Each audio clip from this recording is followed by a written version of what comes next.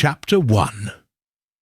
A Song in the Foggit was the second week of October, 1891, when Sherlock Holmes received the letter that would pull us into a case as strange and delicate as any we had yet encountered.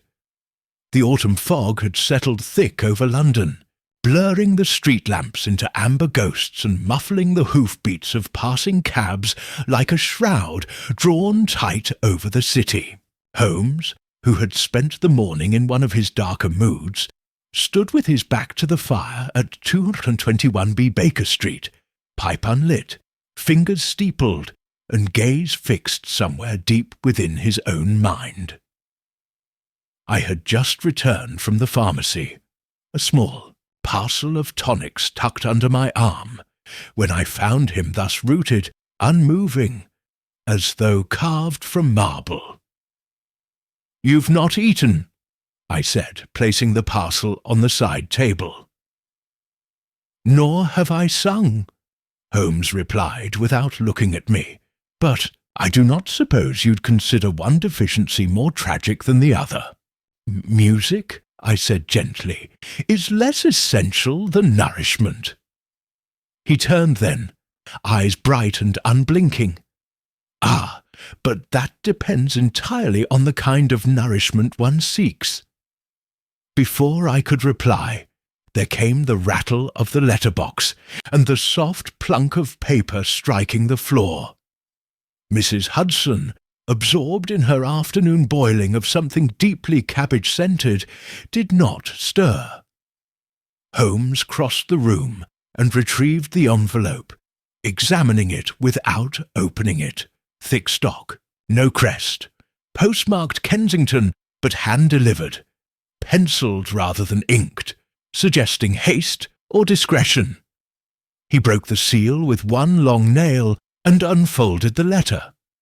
As his eyes scanned the contents, the corner of his mouth twitched. "Curious? What is it?" He handed the paper to me.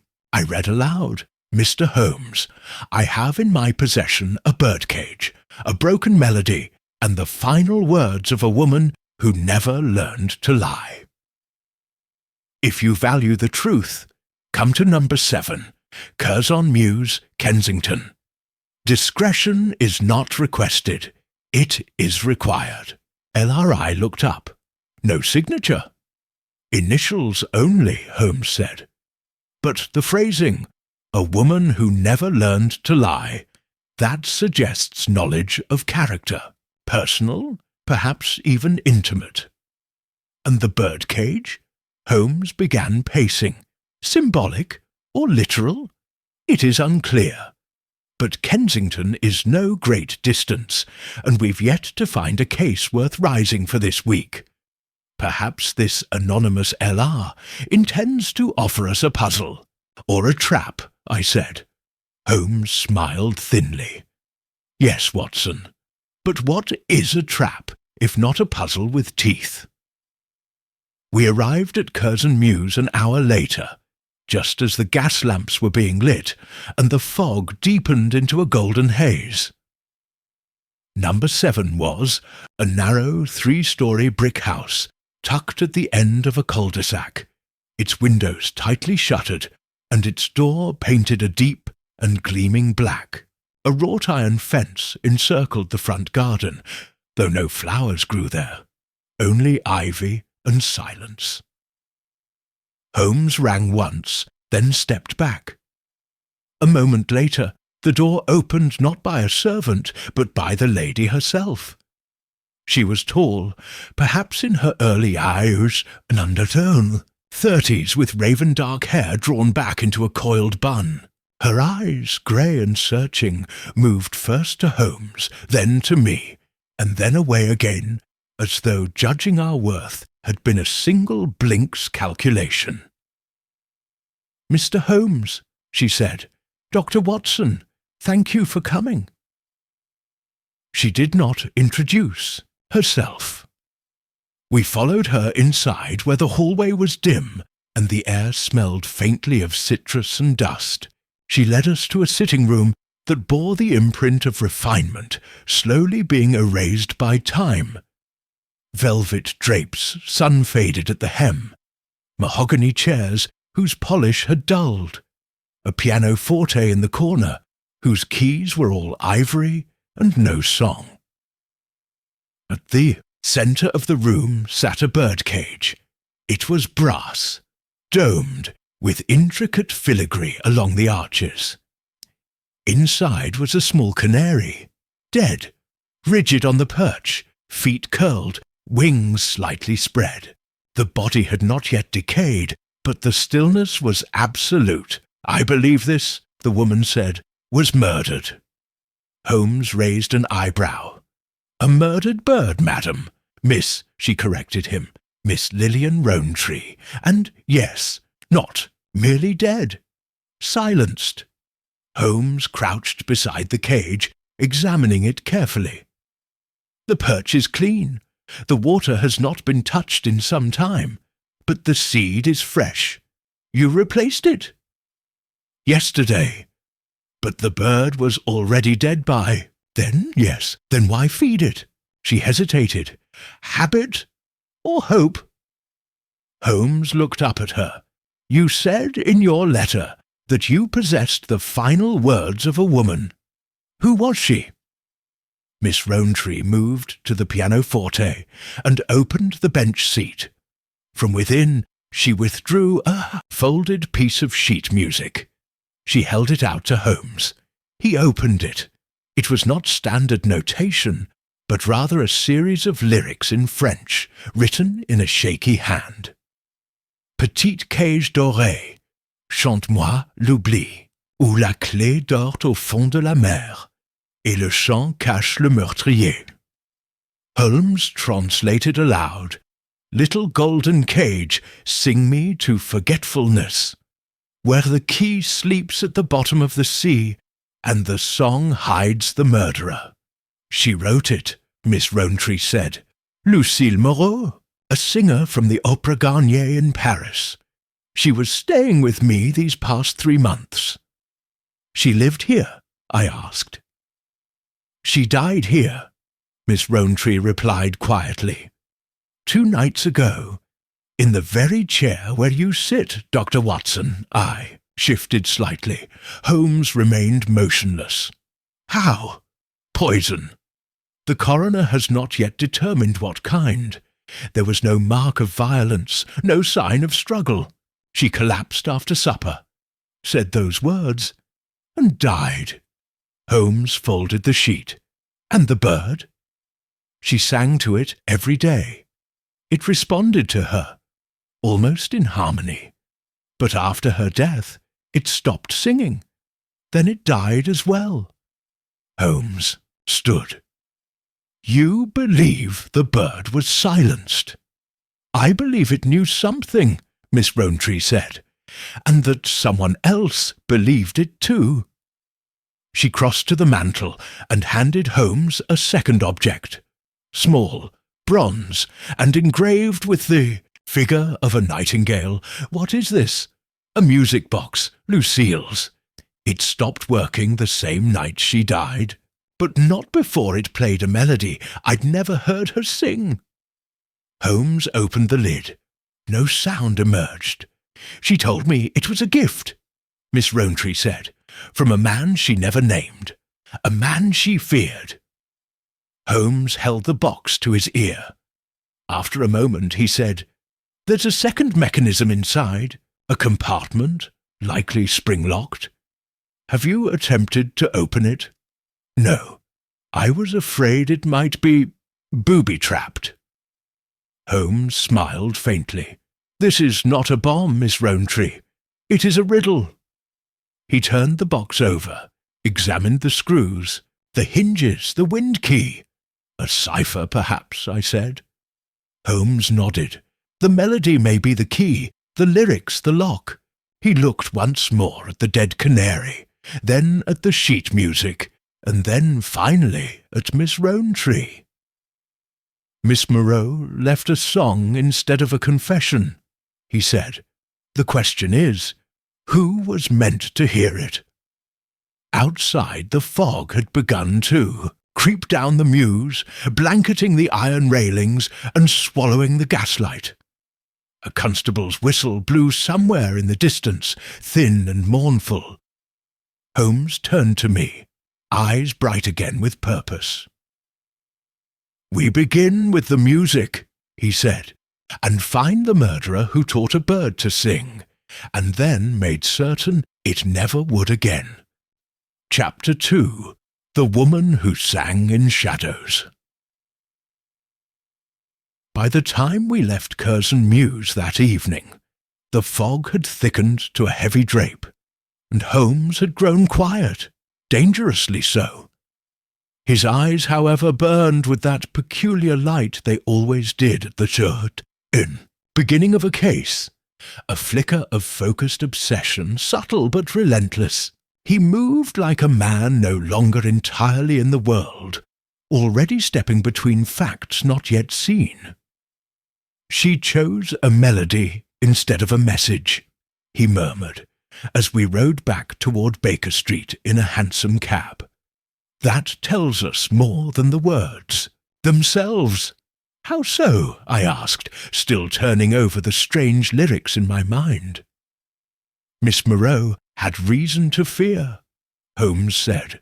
"We know that, yet she did not leave a note nor name her attacker. She composed a verse, which means she intended the right person to understand it, and the wrong one never to realize it was a clue. Someone she trusted might decode it," I said, "or someone she didn't expect to survive her death would read it after the fact." Holmes replied, "Either way, it is a cipher." He turned his head sharply. "Tell me, Watson, what do you know of Lucille Moreau?" "Very little, only that she was French, a singer, and according to Miss Rowntree, lived with her." "She was more than that," Holmes said.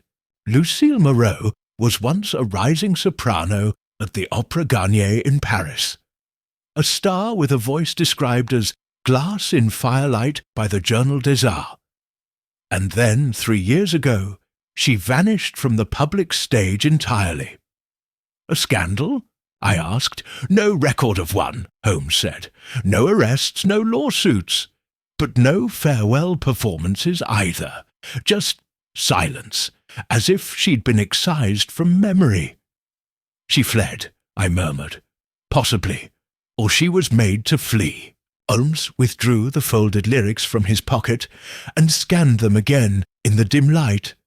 "Petite cage dorée, chante-moi l'oubli, où la clé dort au fond de la mer, et le chant cache le meurtrier. Sing me forgetfulness. The key sleeps at the bottom of the sea, and the song hides the murderer." Holmes repeated. "It is not only poetic, it is precise." He tapped the page. "She refers to something buried, hidden. The key, I suspect, is not metaphorical at all." "A literal key?" I asked. "Perhaps," Holmes said. "Or a key signature, a musical clue embedded in the melody. That phrase, 'the song hides the murderer,' is not vague lamentation. It is an assertion." "Then we need to hear the music." "Precisely." Back at Baker Street, Holmes wasted no time. He cleared the table, fetched his violin, and placed the broken music box from Miss Rowntree's sitting room beside him. The mechanism was delicate, Victorian, craftsmanship with continental embellishments, likely Swiss in origin. Holmes retrieved a jeweller's loop and began examining it with the same intensity a surgeon might reserve for a tumour. I waited in silence. After 15 minutes of quiet tinkering, he produced a soft exclamation and removed a concealed panel beneath the base. Inside was a small metal strip, etched with notations, tiny grooves that functioned like the punched cylinder of a player piano. A second melody, Holmes said, carefully removing the strip and laying it on the table. This is what she wanted hidden. He raised his violin, tuned it swiftly, and began to play. The melody that emerged was haunting, simple, yet elegant, built around a minor key, with subtle modulations that seemed to twist inward on themselves. Even I, with my limited musical sensibilities, felt a strange melancholy take hold of the room. When Holmes finished, he stared into the fire for a long moment. "French," he said, "but not classical. It's an air populaire, a folk melody, older than Lucille Moreau's lifetime." He set the violin down, and that tells us something crucial. What? That she was not merely a singer. She was a student of the chanson cryptée, a long tradition in France of encoding messages within song structures. Melodies were once used to pass secret messages during times of war. Under Napoleon, during the Prussian invasion, certain notes signified names, others events, some entire instructions. "You believe this melody contains a message?" I asked. "I believe," Holmes said, "that Lucille Moreau left a confession encoded in the only voice she still trusted. Music?" He stood abruptly. "Tomorrow we go to the French embassy." "The embassy?" "She had to leave France for a reason, Watson. If we are to discover who murdered her, we must find out what she was running from, and who she brought it with." The French embassy on Cromwell Road was not used to receiving unannounced visits from detectives, particularly not before breakfast. But Holmes, armed with a letter of introduction from Mycroft and his own undeniable presence, was granted an audience with attaché Jules Fournier, a thin and weary man with a poet's moustache, and the expression of one who had once enjoyed his post but no longer expected it to improve. Holmes wasted no time. "Lucille Moreau, you knew her?" Fournier stiffened. "Yes, of course. Her father was a known figure in our cultural ministry. He passed away 3 years ago. And Lucille? She disappeared after his death," Fournier said slowly. "Her name was struck from the registry. No forwarding address, no application for visa. She simply vanished." "Why?" Holmes asked.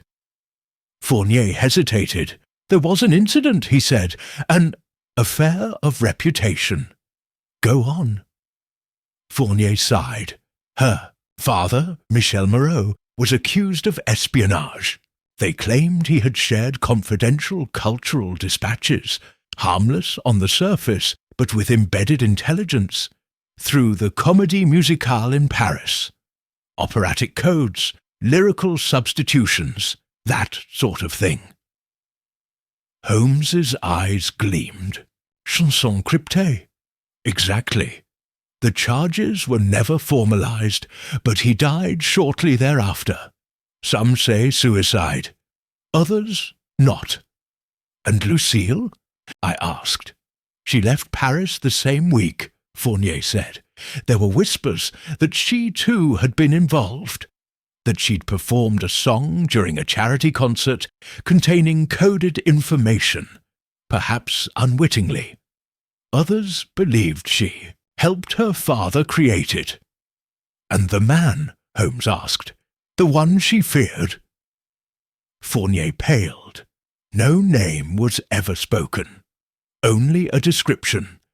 Tall, with a scar across his left brow.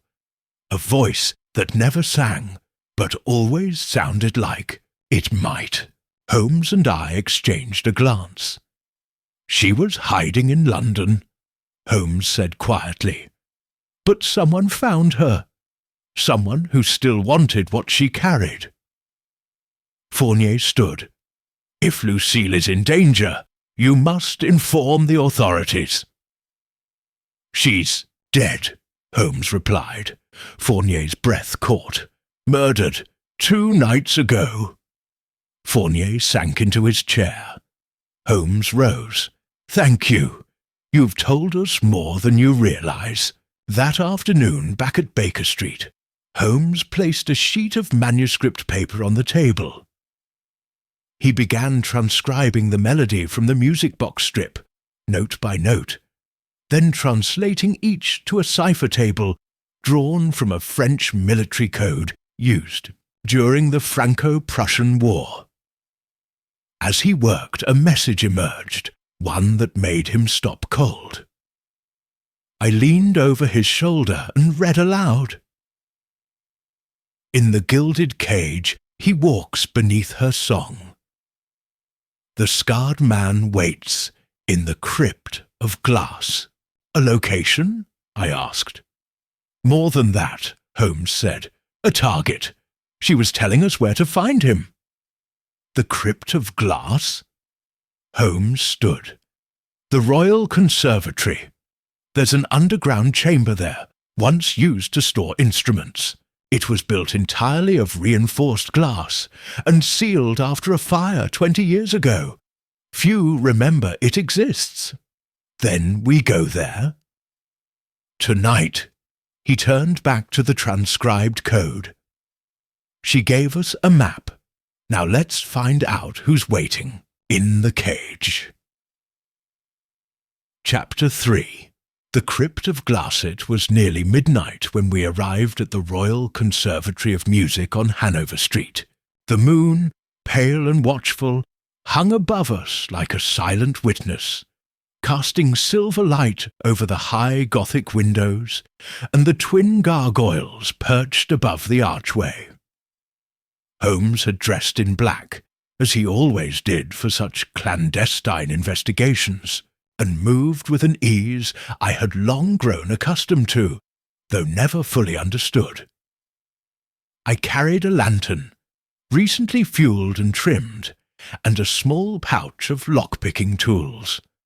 Holmes had trained me in their use on quieter nights at Baker Street, and though I was never his equal in subtle arts, I had developed a competence sufficient for a gentleman's emergency.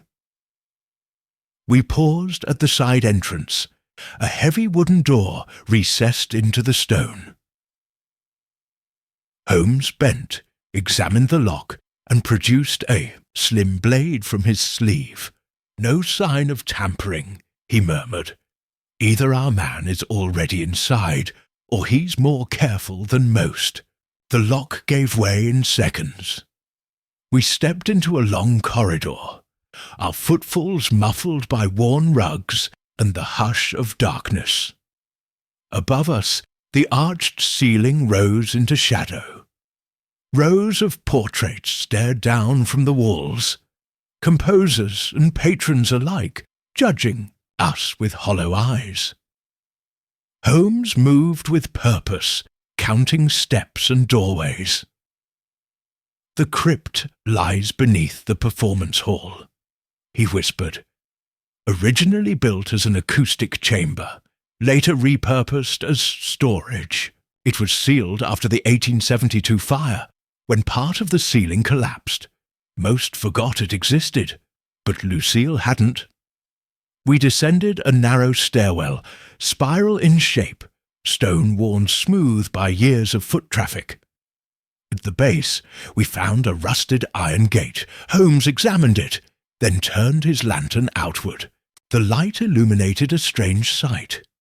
Glass, a wall of it, panels of reinforced crystal, fogged and scratched, enclosing a square chamber just beyond the gate. Inside, barely visible in the shifting shadows, were stacks of forgotten instruments. Harps, cellos, a cracked timpani, and at the centre, beneath a hanging lantern swaying slightly from some invisible breeze, stood a man. Tall, cloaked in a long wool coat, motionless. Holmes reached for his revolver. I raised the lantern higher. The man did not move. Holmes! I said slowly. "I think—" He pushed the gate open and stepped forward. The lantern above flickered. The man remained utterly still. Holmes approached the glass wall, then stopped. "It's a mannequin," he said. I joined him and saw it, clearly now.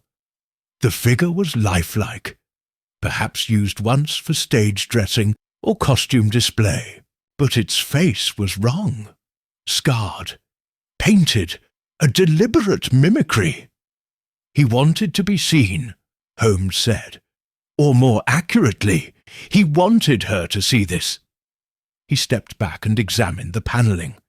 It's locked from the inside, which means someone has been here recently.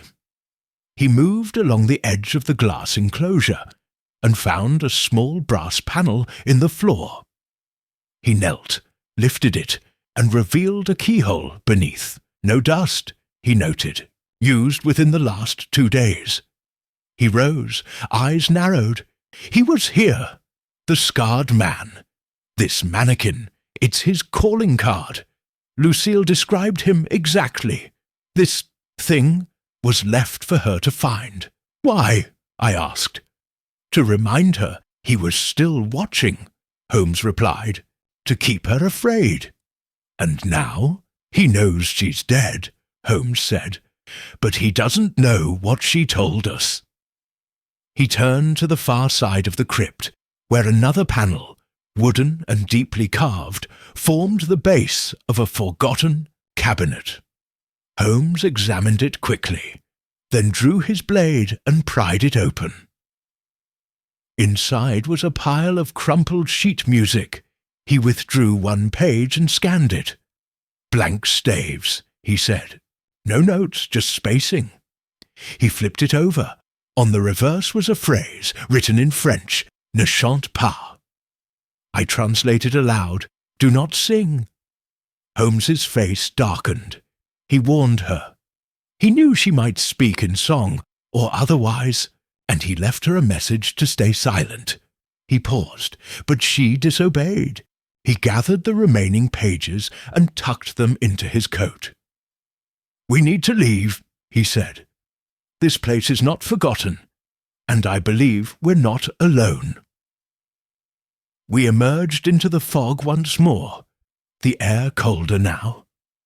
As we reached the gate, Holmes suddenly froze, one hand on my chest. "Wait!"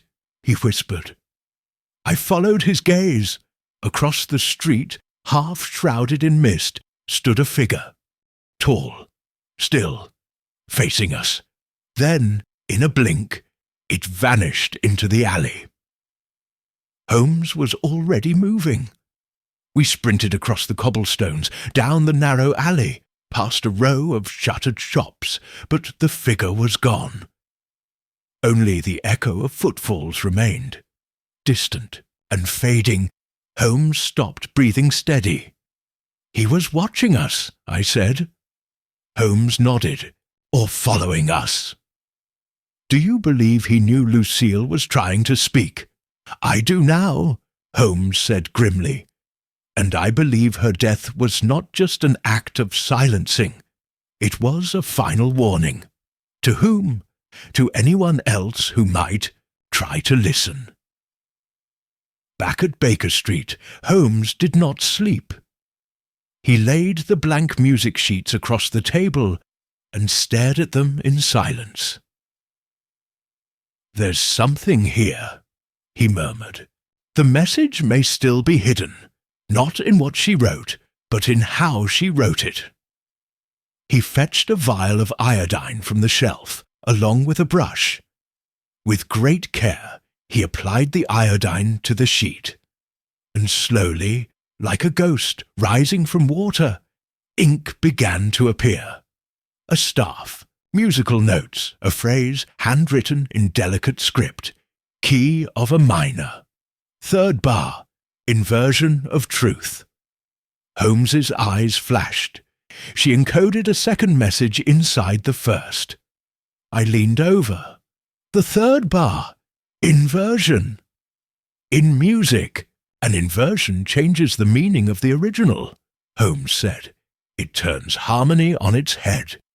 If she used that structure, he began transcribing again, this time adjusting the original melody we had recovered from the music box. Then, beneath the altered notes, he wrote, Rue Verdi, number 12, Paris, a location, I breathed. Another clue.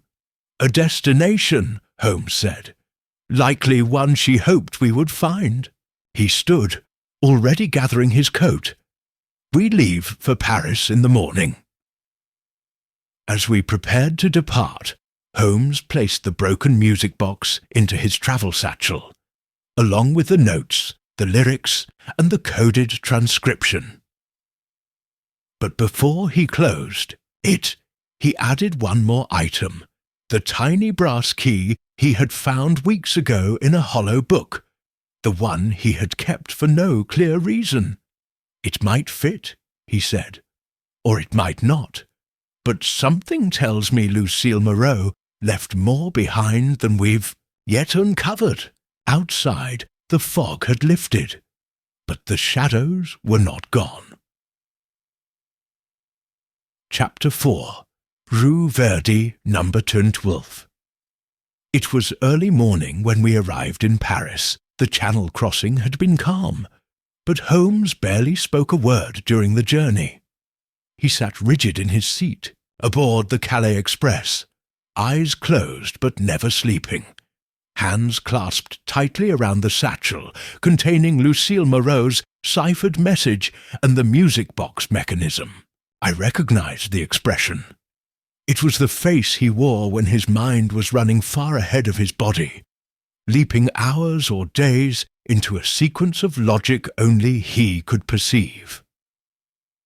When we finally stepped from the cab onto Rue Verdi, I saw at once why Lucille had chosen the address. It was not grand or fashionable. In fact, it barely rose above its neighbours, a narrow 3-story townhouse tucked between a shuttered bookshop and a florist whose window was coated in dust. Number 12 bore no sign. The brass knocker on its front door had tarnished to green, and the curtains inside hung undisturbed. It was the sort of building one passed daily and never noticed. Fitting, Holmes said, studying the facade, to hide what must be remembered in a place that wishes to be forgotten. He produced the brass key, the one he had found weeks ago in a different case entirely, tucked inside a book on Byzantine cryptography, a key he had kept without explanation. He inserted it into the lock. It turned smoothly. Of course, he muttered. She left the key long before she left the door. Inside, the air was cool and dry. The sitting room bore the faint smell of lavender, mingled with something sharper, leather perhaps, or the tang of old ink. Sunlight crept through partially drawn drapes, illuminating furniture covered in dust sheets. At first glance, the house appeared deserted, but Holmes gestured toward the staircase, recently disturbed. How can you tell? The 5th tread is slightly darker. Someone has stepped here with damp shoes, likely in the last 2 days. We ascended. The 2nd-floor parlour was empty, save for a small upright piano against the far wall. Holmes crossed to it immediately and ran his fingers across the keys. They gave a soft, discordant chord. Then he opened the lid. Inside, hidden where the hammers met the strings, was a folded envelope. Holmes extracted it carefully and opened it. To the one who heard my silence. If you have found this, then he is still listening. Do not name him. Do not follow his song. Go instead to where the music began. Look beneath the red bird's wing. There you will find what I could not carry with me. L.M. Holmes reread it twice. "Where the music began," he said aloud. "This is not the end of a trail, Watson. It's the beginning."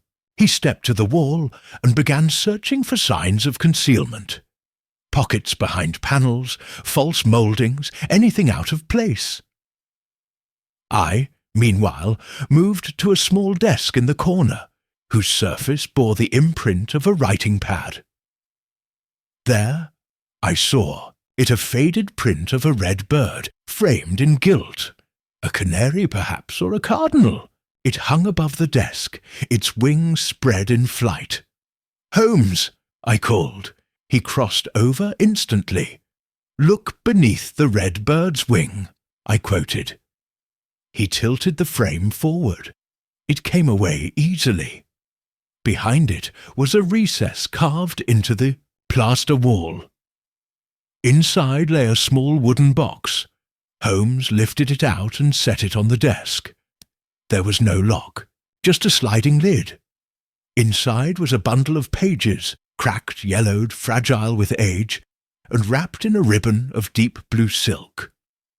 Holmes untied it and unfolded the first sheet. Written in French, it bore the title, Chanson pour le corps diplomatique. Songs for the diplomatic corps. Holmes translated. This is it. Her father's work. He read further. The lyrics are meaningless on the surface. Simple love ballads, lullabies, pastoral verse. But each phrase corresponds to a code, a sequence of notes that translate into names, times, and messages. This is how Michel Moreau transmitted information. He turned another page. Here, a cipher used during a Parisian gala in 1888. The key matched to musical pitch. The guests encoded by instrument, flute for ambassadors, strings for attachés. Even the melodies mirror diplomatic seating charts. "A genius," I murmured. "Yes," Holmes said quietly, "and likely killed for it." He examined the final sheet, a letter written in Lucille's hand. My father was not the spy they claimed he was. He did not act alone. He built this so the secrets could pass without blood. But others came, men without names who traded silence for safety.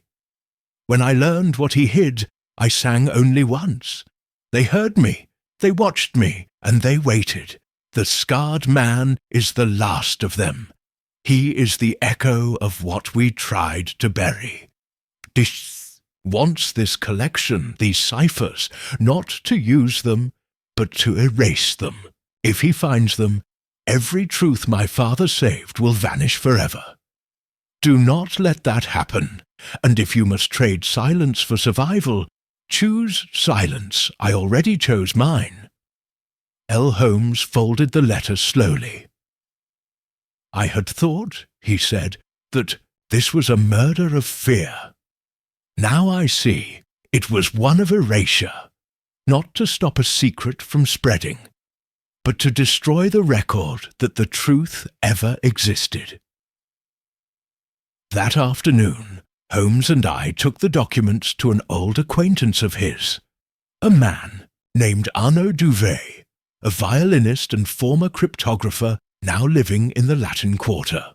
Duvet received us with a mixture of warmth and suspicion, until Holmes laid the manuscript on his table. Duvet's eyes widened. "Where did you find this?" he asked. "From a singer who was killed for it," Holmes said. "And we believe the man responsible has not yet finished his work." Duvet scanned the pages quickly, nodding as he went. This is remarkable. Every song is a key, but without the performer's intent, the notes are meaningless. "Can it be decrypted?" I asked. "Only if the performer was careful," Duvet replied. But Moreau was a precise man. He hid information the way others hide treasure, in plain sight, dressed in beauty. He tapped a page. This one speaks of 3 mirrors facing north. That's not lyricism. It's instruction. An address, perhaps. He turned to Holmes. If someone is hunting these, then they're hunting knowledge. And knowledge, Holmes said, is harder to kill than men. That night we returned to our modest rooms near the Seine. Holmes said little. He stood at the window, violin in hand, plucking silent chords as he stared at the rooftops. "He's in Paris," he said finally. "The scarred man." "Yes, and I believe he's been here longer than Lucille ever knew. Perhaps he never left. Perhaps he was waiting, knowing she might return." He turned toward me. "We have only days, Watson, maybe hours. He knows we're close. And if he finds the next piece before we do, everything Lucille and her father built will vanish." "Then we don't sleep," I said. Holmes smiled faintly. "No, tonight we chase a ghost." Chapter 5. The Man with the Scar. The following day dawned cold and damp, with a light rain falling in slow sheets across the boulevards of Paris. The city's rhythm never paused. Newspapers slapped onto kiosks, chimneys exhaled smoke into the grey air, and flower carts rattled their way to market. But Holmes and I moved through it with different eyes. We were not visitors now. We were seekers of something hidden, something that had already cost a life and might well take another before it was over. We returned to the Latin Quarter, where Arnaud Duvet had spent much of the night poring over the ciphered lyrics in the Chanson pour le Corps Diplomatique. He greeted us with a jittery enthusiasm born of too much coffee and too little rest. "I've found it," he said without preamble, the reference Lucille encoded. He led us to a small side table, where he had laid out 3 maps, a compass, and several pages of musical notation, over which he had scribbled annotations in tight French. "This lyric," he said, pointing to a line written in Lucille's hand, "Trois miroirs qui regardent le nord, 3 mirrors looking north," appears twice in 2 different songs. At first I thought it was poetic repetition, but when aligned with the notes as coordinates and using Michel Moreau's pitch cipher, it translates to a location. He stabbed his finger at the map, La Galerie des Reflets, the Hall of Mirrors. "Versailles?" I asked, surprised. "No," Duvet said. "That is the famous one. This is a private gallery, long since abandoned. It belonged to the Compagnie des Arts Symboliques, an obscure society from the late 1800s. They believed that reflection was a sacred form of memory. Their hall was built beneath a townhouse on Rue du Séraphin, just south of the river." Holmes leaned over the map. "Why would Lucille send us there?" "Because she knew the scarred man would avoid places tied to his own past," Duvet said. "If the truth is to survive, it must be hidden where the enemy dares not look. Or where he has already looked and found nothing," Holmes added. "A clever form of concealment." He turned to me. "We go at once." Rue du Séraphin was a crooked lane of shuttered cafes and rain-slicked stones, too narrow for carriages, too quiet for coincidence.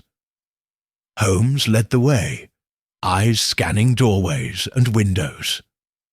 We found the address, a faded green door, sealed with rusted chains and a plaque reading "Fermé depuis 1891.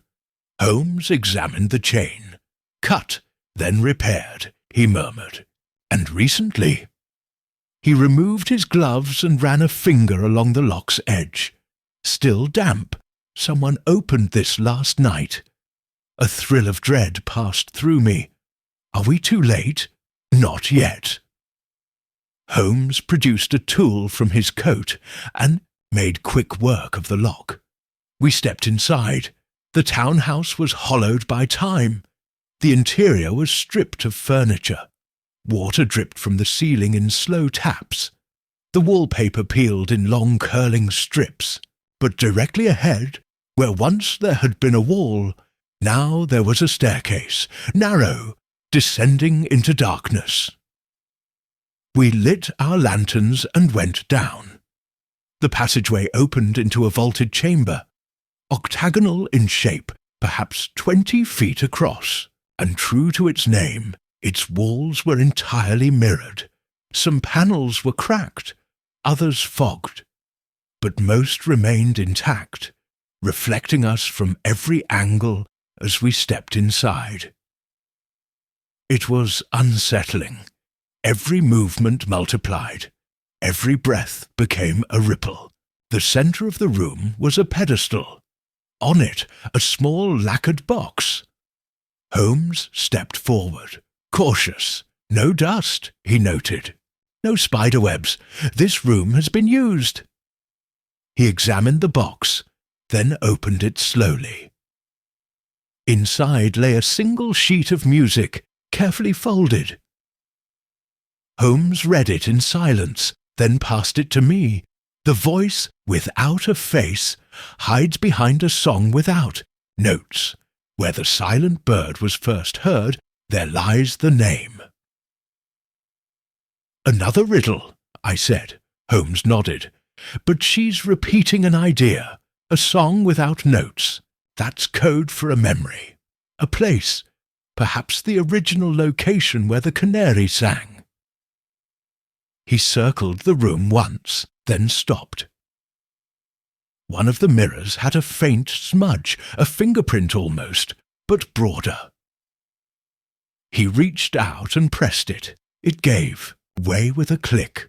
A compartment opened. Inside, a photograph. Lucille Moreau, seated beside an older man, likely her father, and standing behind them, partially obscured, was a man with sharp eyes and a scar across his left brow. Holmes stared at it for a long moment. I've seen him before. I moved beside him. Where? Not in person, Holmes said, but in the archives of the Foreign Office. His name was Alphonse Duret, former cultural attaché.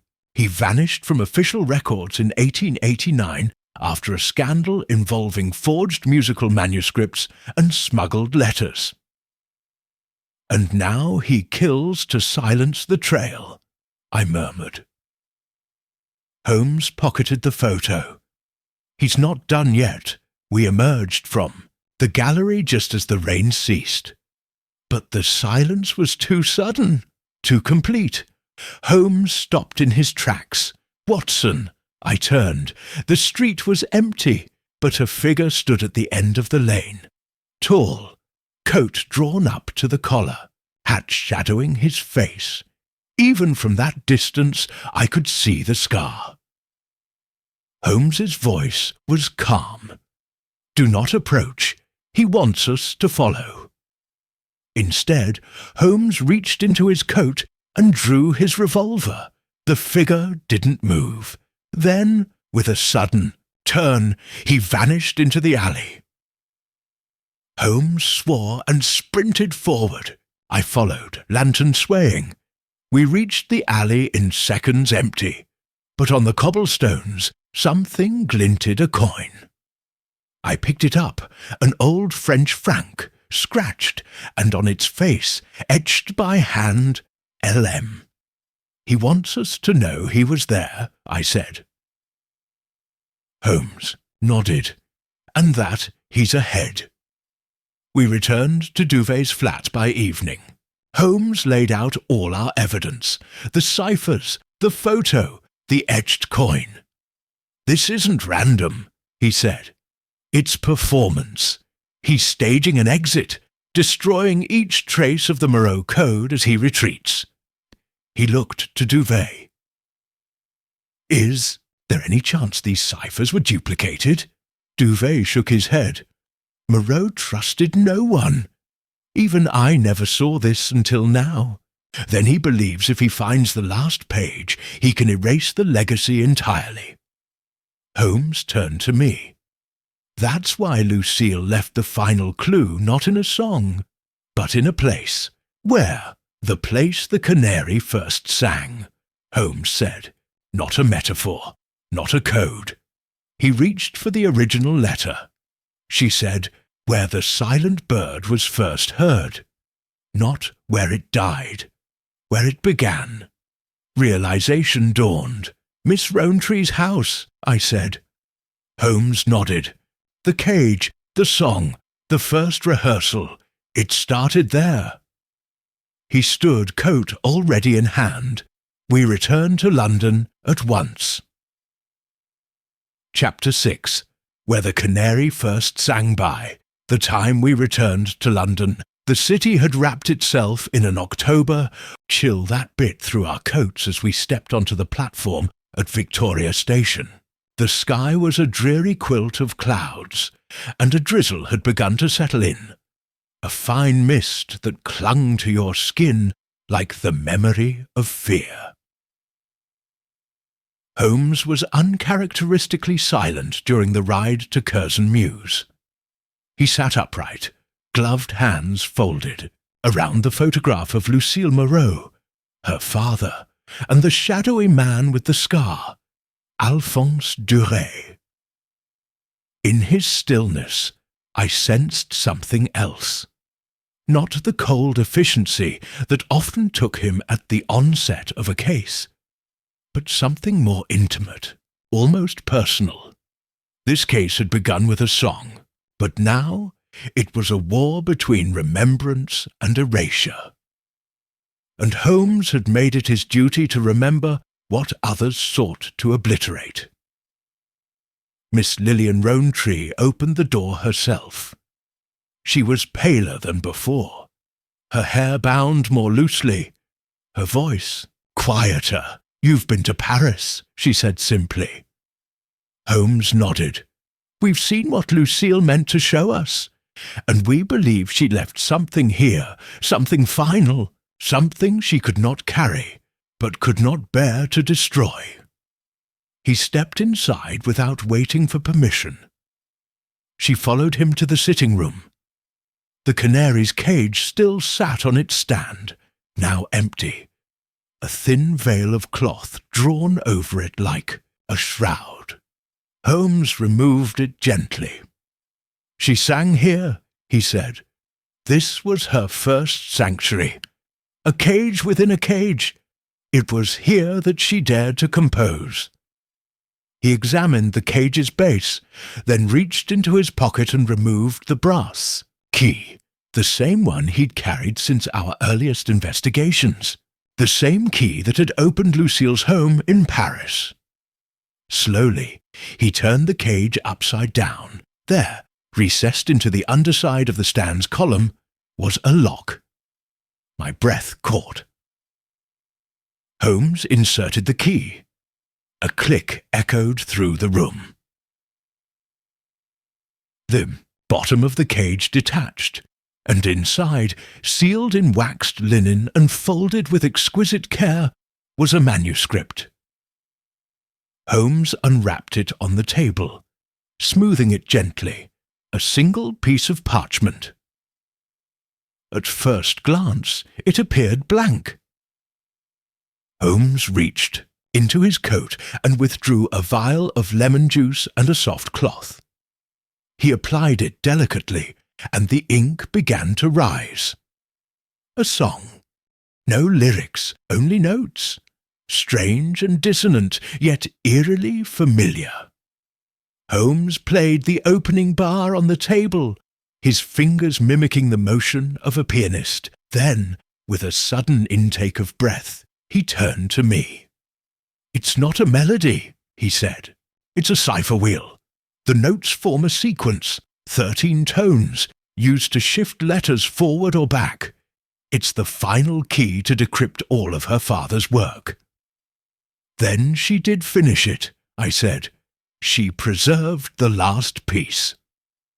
MC nodded. "And she hid it where only one of us could find it." Miss Rowntree spoke then. "Why not send it to the embassy or to the French government?" "Because," Holmes said, "Lucille didn't trust institutions. They failed her father. They protected Duret. She trusted only the person who would hear her silence and come searching." He paused. "She trusted us."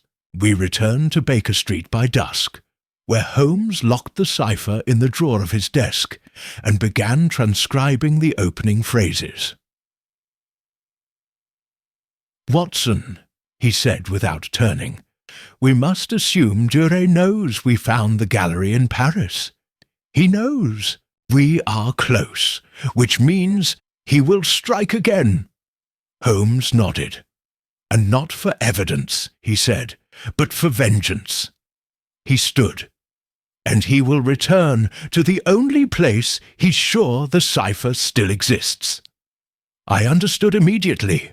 "Miss Rowntree." We arrived at Curzon Mews barely an hour after we left it, but we were too late. The front door was ajar, the lights were out. Holmes drew his revolver and signalled for silence. We stepped inside. A chair was overturned in the hall. A lampshade smashed, and in the drawing room, papers scattered, curtains torn. The cage on the floor, but no sign of Miss Rowntree. On the wall, in broad black strokes, a phrase had been painted. "Je suis le silence." Holmes stared at it. "I am the silence," he translated. "Duret," I said. Holmes nodded grimly. "He's taunting us. She's alive, but for how long depends on how quickly we move." He turned abruptly and strode from the room. We returned to Baker Street only long enough to retrieve Holmes's compiled file on Duret. It was thin, frustratingly so. A few photographs, embassy records, a note from Mycroft that described him as clever, untraceable, and dangerous precisely because he does not act in patterns. But Holmes had a hunch. He always did. "Duret performs," he said. "Every killing has been a message. He stages them like operas, symbol, setting, and silence. He doesn't just erase, he replaces, rewrites the final scene." He tapped. The photograph of the Hall of Mirrors. This was Act 1. Curzon Mews was Act 2. He turned to me. "The final act," he said, "must be staged where the truth once tried to sing." I frowned. "The conservatory?" Holmes shook his head. "No, that's where Lucille died. The truth is older than her death. Older than the cipher. The truth began in a place they tried to erase from history." He paused. "The archive beneath the Opera Garnier." We arrived at the opera after midnight. Holmes had secured us passage through a side entrance using one of Mycroft's many invisible strings. The theatre itself was dark, cavernous, and magnificent, a palace of music, memory, and ghosts. We descended to the lowest levels, past storerooms and wardrobes, to a sub-basement lined with bricks stained black from decades of forgotten air. There, behind a sealed wooden door, was a room labelled Archives. Chant et origine. Holmes forced it open with a pry bar.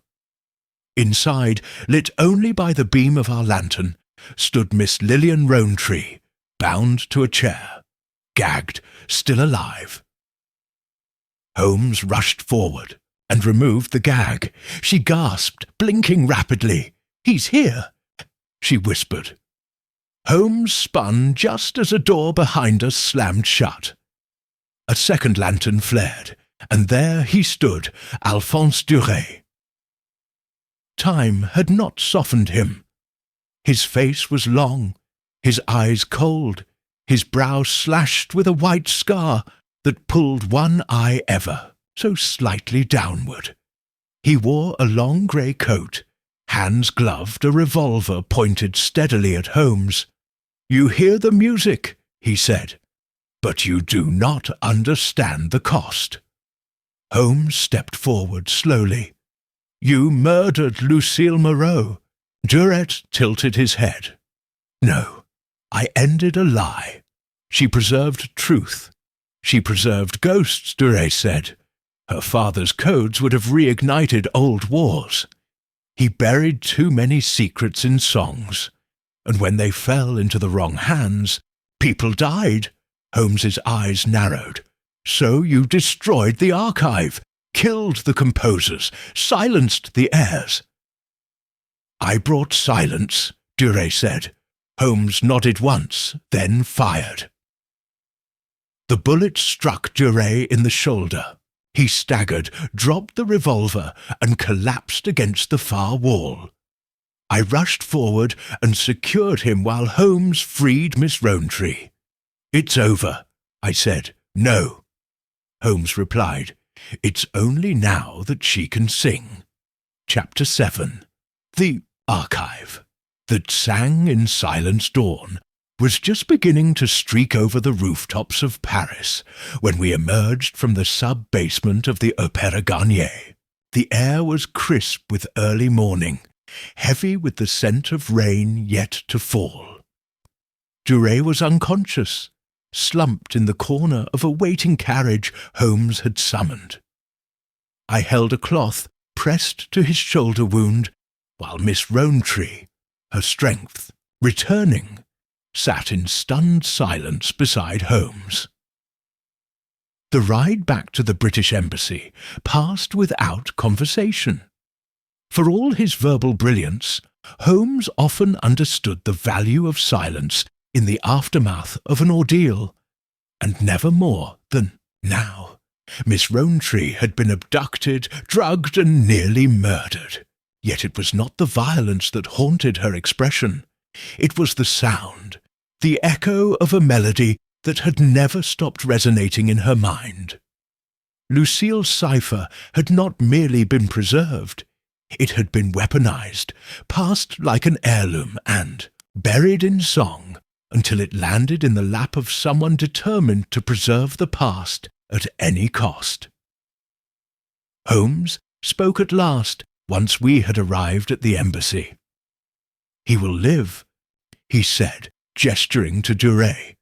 "Mycroft will see to it that he is taken out of the public sphere, discredited, dismantled, erased without trial or press." Miss Rowntree's voice was low. "Is that justice?" "No," Holmes said, "but it is finality."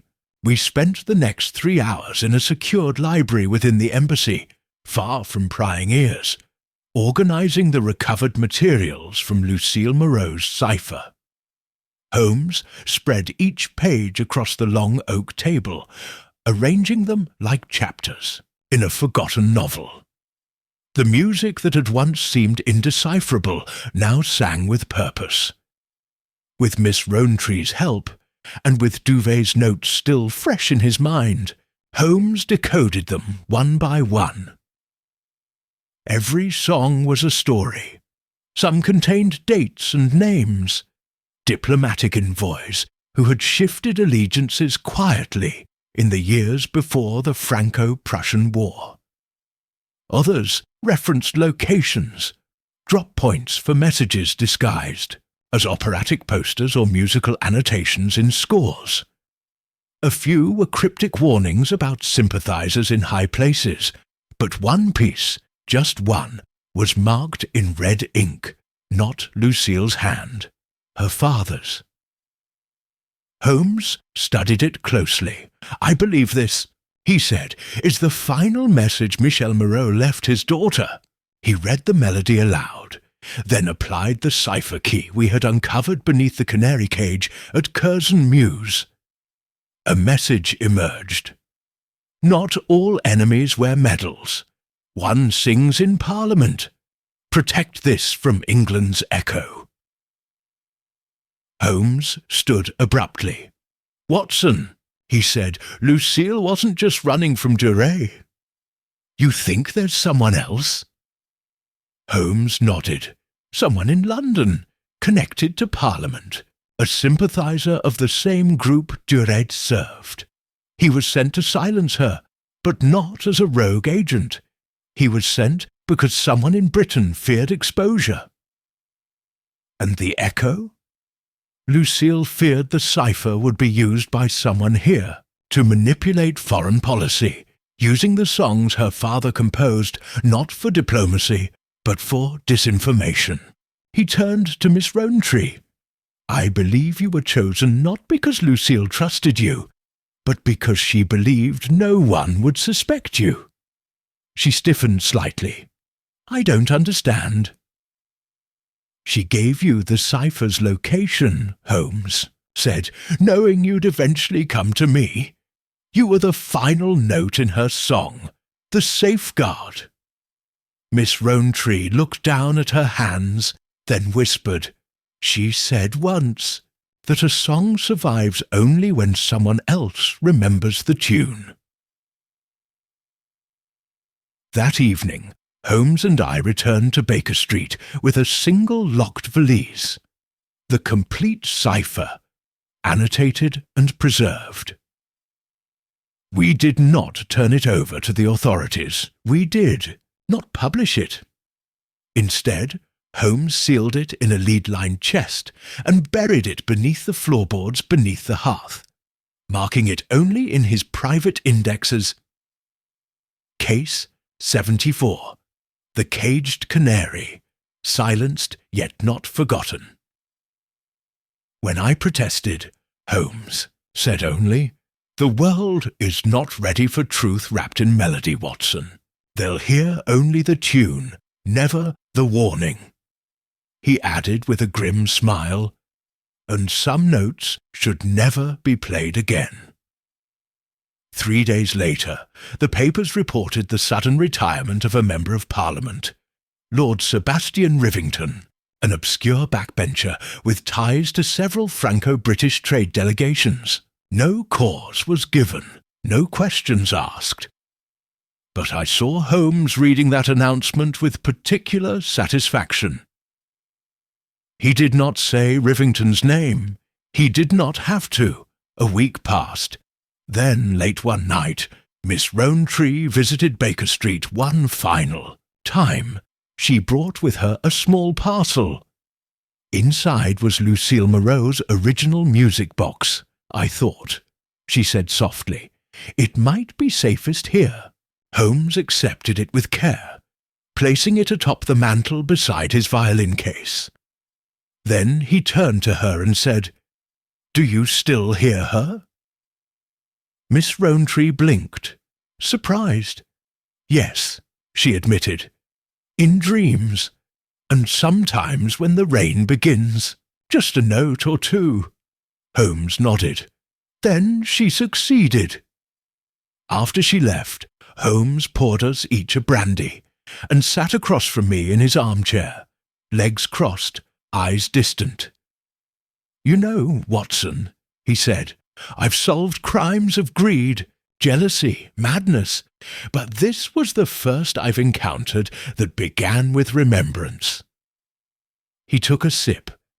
Lucille Moreau feared that memory would die with her, that no one would hear the truth beneath her melody.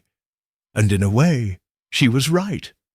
Most of the world will never know what we uncovered. "But we do," I said. He smiled faintly. "Yes, and sometimes that is enough." He leaned back. "I wonder, though, how many truths lie buried in music across the ages? How many confessions were sung in drawing rooms and concert halls, mistaken for nothing more than romantic fancy?" He gestured to the mantel. "She taught a bird to sing, and through that bird taught us to listen." Chapter 8. the song that changed nothing. A fortnight had passed since the cipher had been buried, metaphorically in our memories, and quite literally beneath the floorboards of 221B Baker Street. The city had returned to its rhythm. Hansom cabs clattering down Oxford Street, the smell of coal smoke curling above the chimney stacks, and the peculiar hollowness of London fog soaking into every seam of the city's soul. But Sherlock Holmes had not returned to his. In the days following our encounter with Alphonse Duret and the unravelling of Lucille Moreau's final melody, I noticed a restlessness in him, an itch just beneath the skin, an awareness that though the performance was over, the audience had not applauded. He neither played his violin nor touched his experiments. The index of criminal monographs lay untouched. He smoked more frequently than usual, often in silence, and gazed for hours into the fire with an expression I'd seen only after Moriarty's fall at the Reichenbach. It was the look of a man unsatisfied by victory. And one morning, over our customary breakfast of eggs and weak tea, I dared ask the question I had been postponing. "Why does this case still linger with you?" Holmes looked up from the paper, then folded it and set it aside. "It is not the case," he said. "It is the conclusion. You solved it," I said. "You deciphered Moreau's code. You prevented Duret from silencing the truth. You preserved what Lucille died to pass on." Holmes nodded. "And yet the world continues unchanged. Duret has vanished into the anonymous corridors of diplomatic silence.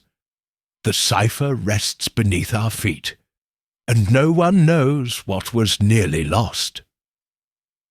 He rose and walked to the window. Outside, a lamplighter moved through the thinning mist.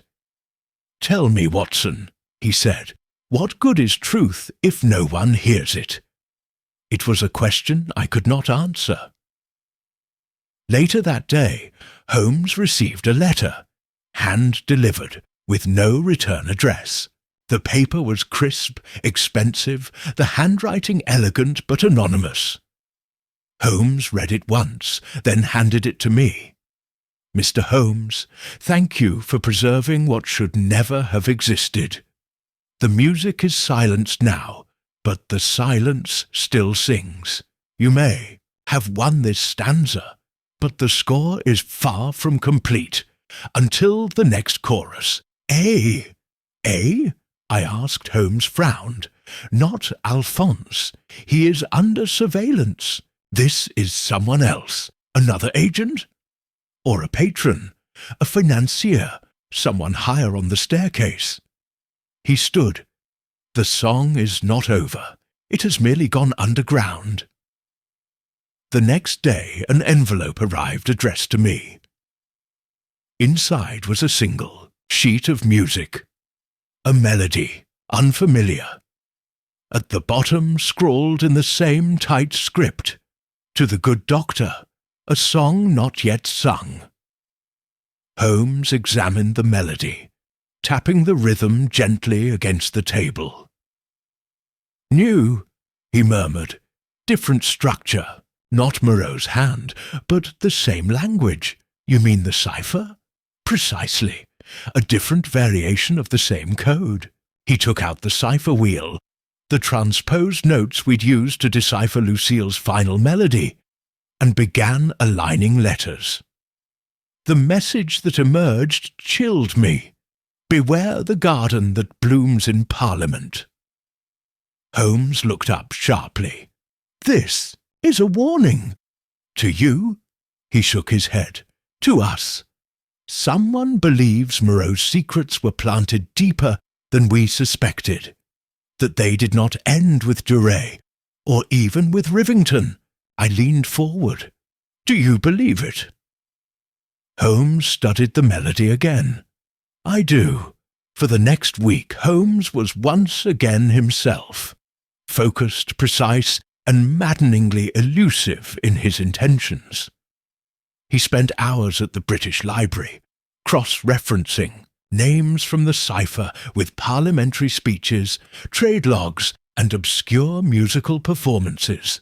He contacted Duvet in Paris for secondary ciphers and requested Mycroft's assistance in locating former embassy employees whose names had appeared in Moreau's coded songs.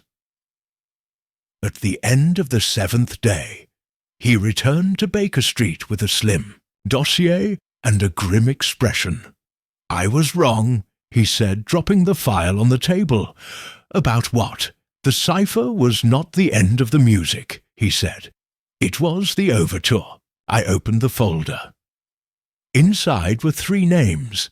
Each had served in a minor cultural or diplomatic post between 1884 and 1889. Each had given public performances or readings at embassies in Paris, Vienna, and Rome. Each had since vanished from official records, their positions dissolved, their properties sold, and each had a direct connection to Lord Rivington. "He was their conductor," Holmes said, "the sponsor. They were the orchestra. Each carried part of the melody." "You're saying the cipher was spread among them?" "No," Holmes said. "I'm saying they were trained. Lucille was only one.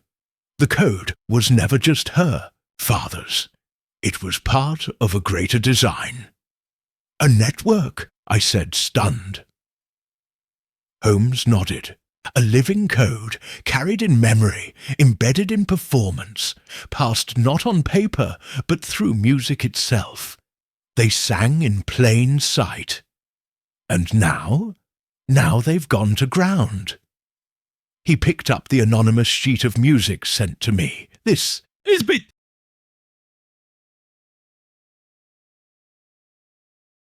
Let us oblige them. That evening, Holmes hosted an informal salon at Baker Street. For an event, he invited musicians, and diplomats. The excuse was trivial, a discussion on forgotten Baroque composers. But Holmes had prepared more than wine and conversation. He played the melody that had been sent to me, softly, only once. Then he watched. Most guests murmured their appreciation, their polite confusion. But one man, a minor attaché with a background in opera, reacted differently. His eyes narrowed, his fingers tapped the rhythm against his knee, and he smiled faintly, too faintly. Holmes saw it and said nothing. After the guests departed, Holmes turned to me. "His name is Elias Montrose, formerly of the Paris Embassy. He gave a speech in 1887 to commemorate the reopening of the Théâtre d'Ambassade. It included a poem, written in alternating syllables, a method Moreau used." "A courier? Or a keeper?" Holmes said. "We follow him." "No," Holmes said. "We wait." 2 nights later, Montrose returned. He knocked at Baker Street at 10 minutes to midnight. Holmes opened the door himself. Montrose removed his hat and stepped inside. "I thought," he said softly, "you might understand the melody." Holmes nodded. "I did." Montrose produced a thin envelope and handed it to him. "No one else must read it," he said. "Why?" "Because it's the finale," Montrose said. "The last verse. The one even Lucille never knew." He bowed slightly, turned, and vanished into the fog. Holmes opened the envelope. Inside a score, short, barely 8 bars, but beneath it, written in Moreau's hand, was a phrase. "Truth needs no witness. It only needs memory." Holmes folded it and placed it in the fire. I stared. Why burn it? "Because that's where it belongs," Holmes said. "It was never meant to be spoken, only carried, and that was the end of the case. Not with a trial or a headline or even a name shouted across the courtroom floor, but with a single act of remembrance, a song known by too few and still too dangerous to be heard." Chapter 9. The Silence Between. The notes a week had passed since the midnight visit of Elias Montrose, and Holmes had settled into a curious rhythm, part anticipation, part avoidance. He resumed his violin at odd hours, playing unfamiliar compositions, some slow and mournful, others frenetic with hidden urgency. When I asked their origin, he replied only, "Echoes, Watson. Some songs refuse to die." The final melody passed from Montrose and burned in our hearth, continued to haunt him, not for its content, which we never spoke of again, but for what it represented, the final breath of a dying language, a song meant only to be remembered, never repeated. And yet Holmes was not content to remember alone. One evening, as the lamps of Baker Street flickered against a rising wind, he turned to me with an expression of quiet determination. "It is not enough to end the tune, Watson. We must scatter the instruments." "What do you mean?" Montrose was the last visible custodian, but he was not the only one trained. The Moreau cipher was a living structure, sung, recited, and passed, not through paper, but performance. He reached for the case notes, those that remained unburned, and opened a folder marked Chanson Collateral, Paris/Rome, 1888-89. Before her death, Lucille referenced a rehearsal in Vienna and a companion she never named. Her songs encode multiple keys, suggesting layered comprehension. One performer could transmit only fragments, but together they built harmony. "Are you saying there are others still out there?" Holmes nodded. "At least one, possibly more, and I believe they were activated when we cracked the cipher." Blinked. "You believe they were watching?" "Listening," he corrected. "And someone out there has begun composing again." He rose, coat already in hand. "We must visit the archive in Southwark." I stood. "Which archive?" Holmes's eyes gleamed. "The one that isn't on any map." The address Holmes gave the cab driver was nonsensical, a string of numbers and compass points, but it led us to a derelict courtyard tucked between two warehouses along the Thames, long abandoned save for a rusted gate and a soot-streaked sign that read Mariners' Guild. Closed to public. Holmes led the way. Inside, we descended a staircase whose wood groaned with protest until we reached a windowless room. There, beneath a tarp of oilcloth, was a piano, chipped out of tune and covered in dust. Holmes removed the cover with reverence. "This," he said, "is where Lucille first rehearsed a variation of her father's code, not in Paris, but here, London, before she ever fled France."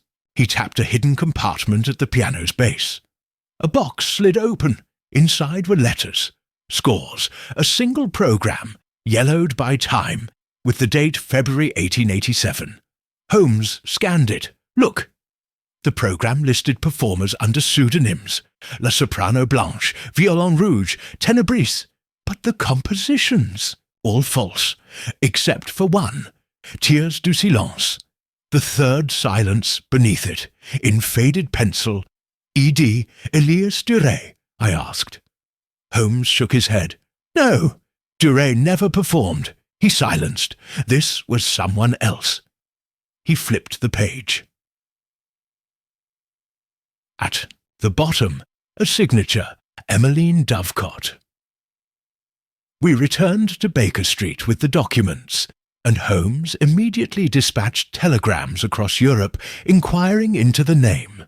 I spent the evening decoding several passages from the recovered scores, while Holmes compiled a list of all surviving members of the Compagnie des Arts Symboliques, Lucille's ancestral society.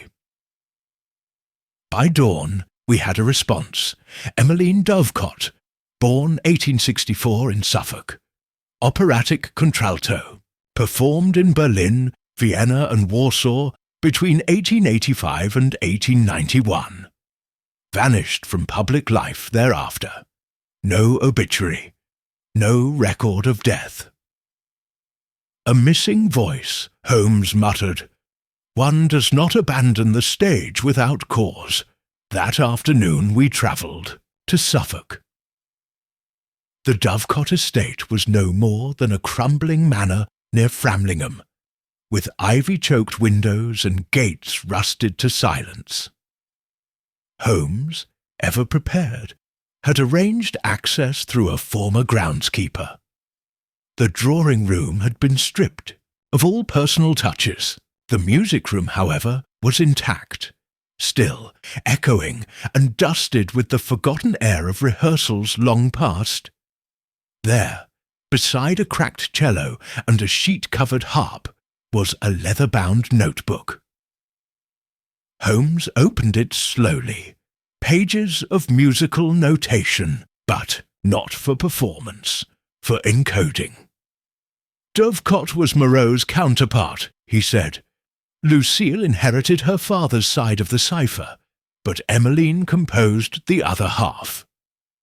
He turned the final page. A name was written there, in delicate script.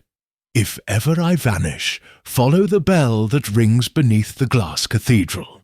Holmes closed the book. Watson, we're going to St. Jude's Basilica. St. Jude's stood at the edge of Clerkenwell, its glass dome a marvel of Victorian ambition, though its congregation had dwindled, and the choir loft sat empty more often than not. Holmes led us past the nave, down into the crypt.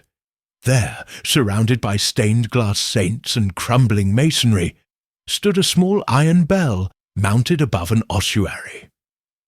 Holmes struck it once. The sound was soft, haunting, and then, click, stone panel behind the altar shifted. We stepped inside, a narrow chamber barely large enough for 2 men. At the far end was a box. Inside, a wax cylinder and a single line etched in silver. Let this be the final note. Holmes took the cylinder and returned to Baker Street. We played it the following evening. The voice was unmistakable. Older, wearier, but clear. Emmeline Dovecot. If you hear this, then the music has failed, or survived. Either way, I am gone. Lucille was the melody. I was the rhythm. The code was never ours. It belonged to the age we feared, an age where secrets dress in song and escape through applause. You must do what we could not. Forget the tune, but remember the warning. Do not let them sing again. The recording ended. Holmes sat for a long time, then said quietly, "That's what Montrose meant. The melody was never meant to be sung. It was a trap as much as a code." He looked. To me, if we allow the memory to survive too vividly, we risk resurrection. I said nothing. There was nothing to say. Some truths, I realized, are not meant to be passed on, only buried in the silence between the notes. Chapter 10. The Dead Choir of St. Jude's. The following morning was overcast, the kind of London grey that seemed woven into the fabric of the city itself. Holmes, after a near sleepless night, stood in the centre of our sitting-room with his violin in hand, not to play, but to hold.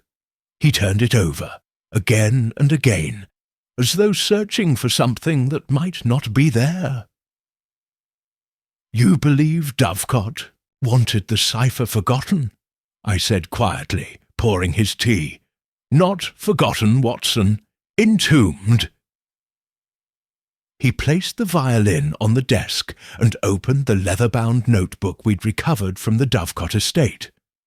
The notation within was familiar now, so much so that Holmes barely had to translate aloud as he worked through the patterns.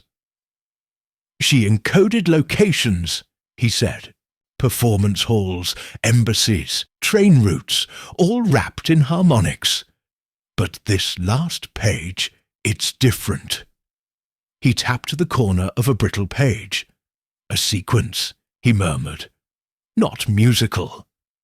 I peered over his shoulder. The notation wasn't lyrical, it was mathematical. Interval counts, a geometric progression hidden within the bars.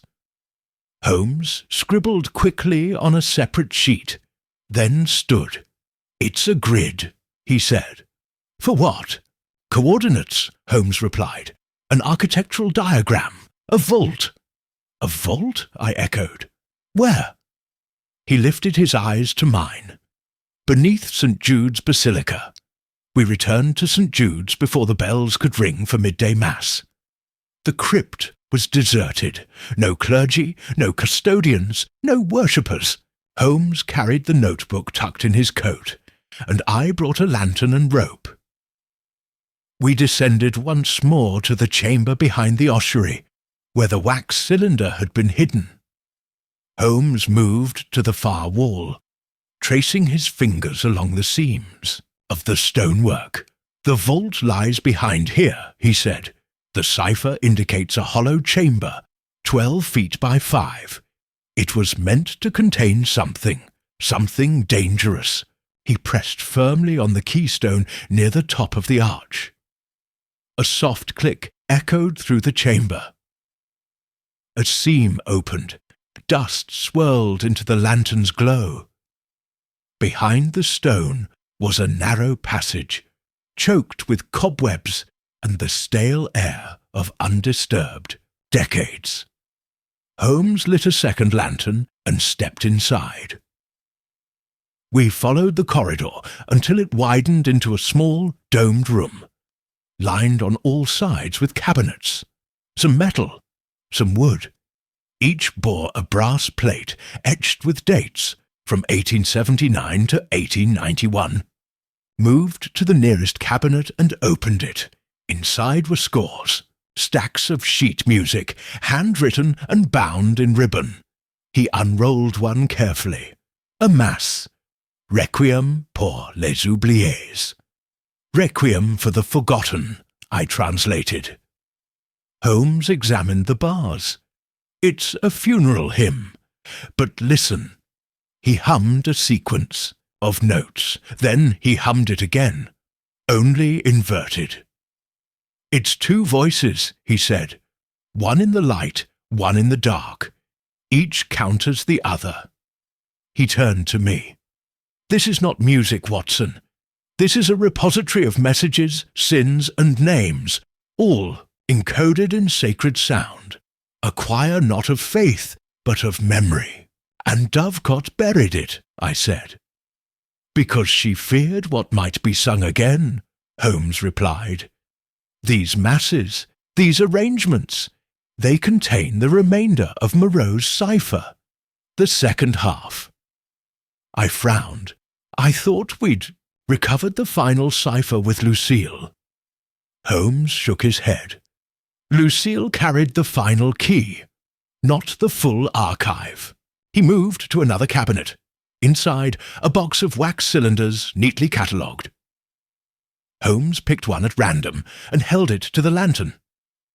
A name was etched on the rim, E. Montrose. 1887. He selected a second .A, Duret. 1886, and a third -L, Moreau. 1889. I felt a chill crawl up my spine. "They recorded themselves," I whispered. "No," Holmes said, scanning the shelves. They recorded each other. Each performance was a transcription of memory. A ledger. He looked up. And someone has been adding to it. I followed his gaze. The final cabinet bore a nameplate dated 1895, but we were in 1891. It's from the future, I said. Holmes opened it. Inside was a single envelope, unsealed. He unfolded the page, a melody, and beneath it, in delicate ink, the silence has failed. Another choir rises. He has learned to sing. Holmes stared at the page for a long time, then turned to me. There is another, he said, a composer we have not yet found. That evening we returned to Baker Street under the weight of something neither of us could yet name. Holmes paced for nearly an hour before he stopped and stared out the window at the gas lamps flickering in the fog. I should have destroyed the cipher, he said. Every piece, every page. You preserved it for truth, I said. He shook his head. Truth cannot survive in isolation. It feeds on consequence. And now, because of what we unearthed, another has begun composing again. I asked the question that haunted us both. Who? Holmes said nothing for a long time. Then turned to me and spoke a name I had never heard before. The caged composer. He explained it slowly. The term appeared once in the margins of a document retrieved from Duvet in Paris. I dismissed it then, thought it metaphorical. But now I see. He crossed to the mantel and picked up the music box Lucille had once cradled. He was trained alongside Dovecot, a student, or perhaps a disciple, one who was never meant to perform, only to remember, hidden, forgotten, until now. He opened the music box. It was silent, broken. Watson, he said, this man believes he is heir to the cipher, not to preserve it, but to reimagine it. He held up the future-dated melody. This was composed by him, and it is not a warning. He lowered his voice. It is a challenge. That night, Holmes began cataloguing every known variation of the Moreau cipher. He compiled a new index of cross-referenced voices, tuning structures, and melodic inversions. His violin stayed at his side, but remained untouched. I left him near midnight, still hunched over his desk, the gas lamp throwing long shadows across the floor. And as I drifted to sleep, I wondered, what happens when memory becomes performance? When truth becomes theatre? And what melody rises when the caged canary dies, but the composer begins to sing? Chapter 11. The Composer Without a Face. In the days following our discovery of the St. Jude's vault, and the ominous melody dated years ahead of its time, Holmes became almost spectral in his behaviour. He neither slept nor spoke unless pressed. His meals went untouched. He scribbled constantly, musical notations, grid references, half-finished ciphers, then tore them up and began again. When I attempted to intervene, he waved me off, murmuring only, "It's still playing, Watson. The music hasn't stopped." It was not merely the knowledge of a hidden vault or a rising threat that unsettled him. It was the sense that for the first time he was behind. Someone, somewhere, was composing in the shadows, not reacting to Holmes, but anticipating him, rewriting the melody of the mystery before he had even read the first bar. And the worst of it, the music was growing louder. It was on the third morning, after our return from St. Jude's, that Mrs. Hudson brought in a telegram.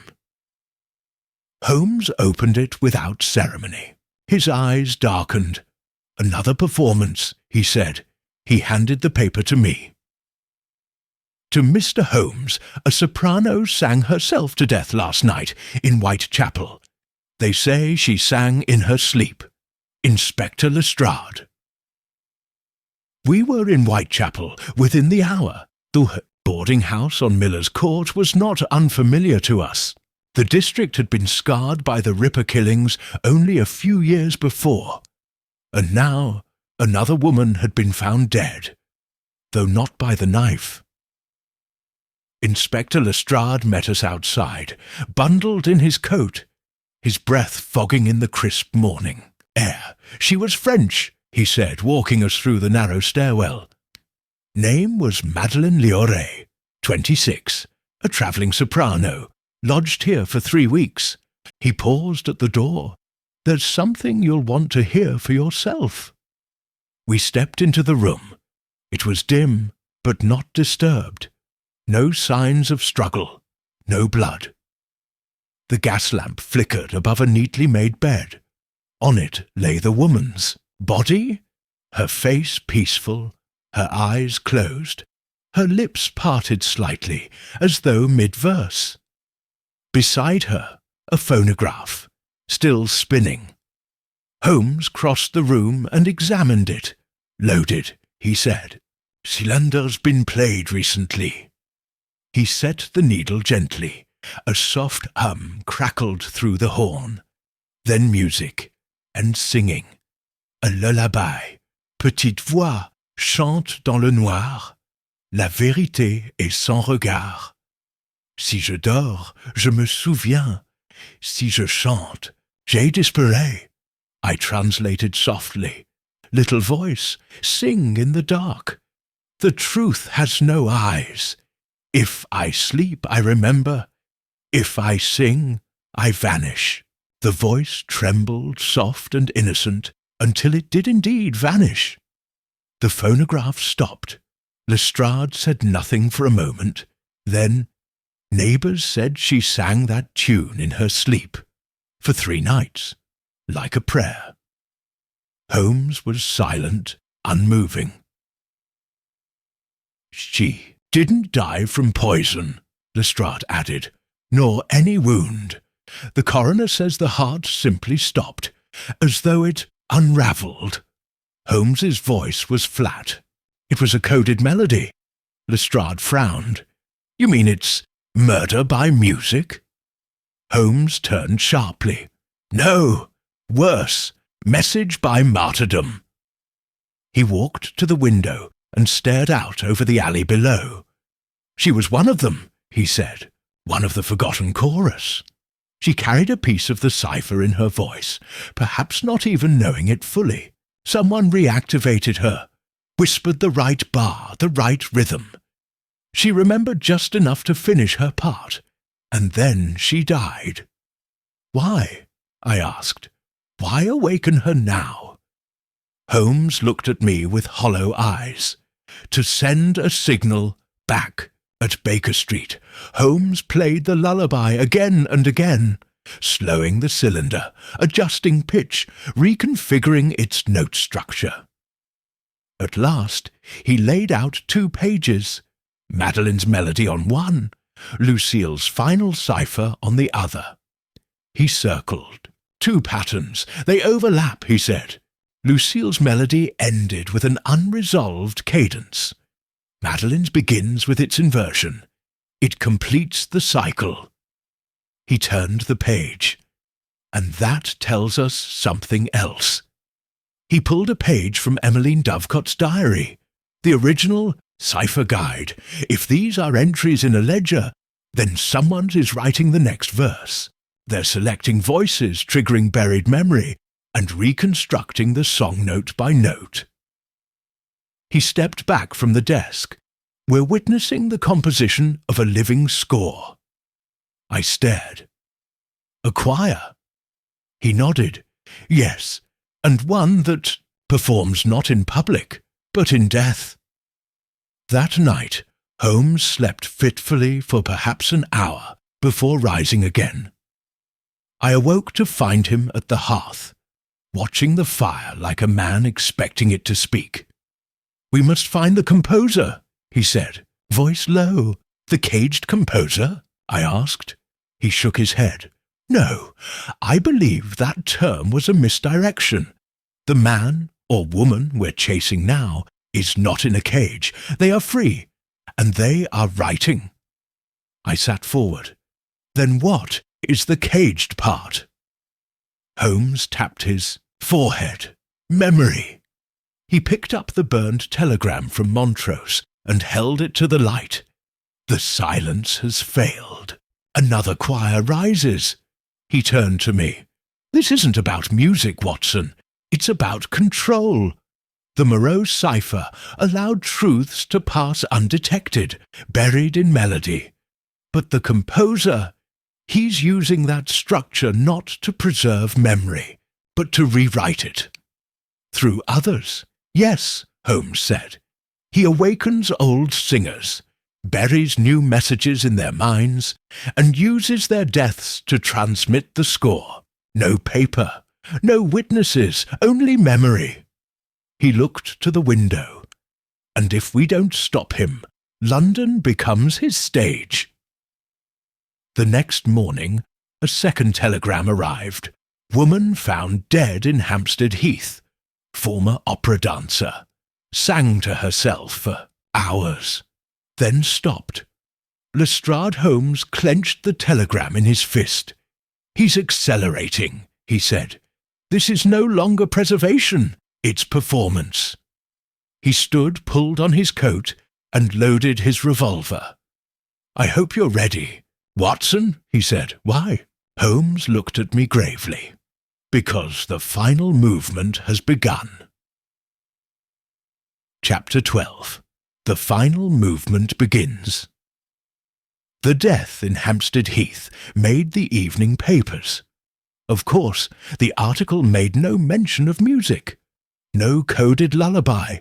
No history of opera. Only that a Miss Beatrice DeWitt, aged 33, a former ballet performer of modest renown, had been found lifeless beneath a grove of ash trees near the Spaniard's Inn, with no visible sign of trauma. But Holmes read it as if every word were a chord. "The composer has made his second call," he said grimly, folding the newspaper and tossing it onto the hearth. "And each death follows the same pattern. No wound, no poison, no violence. Only a song sung in solitude, then silence forever."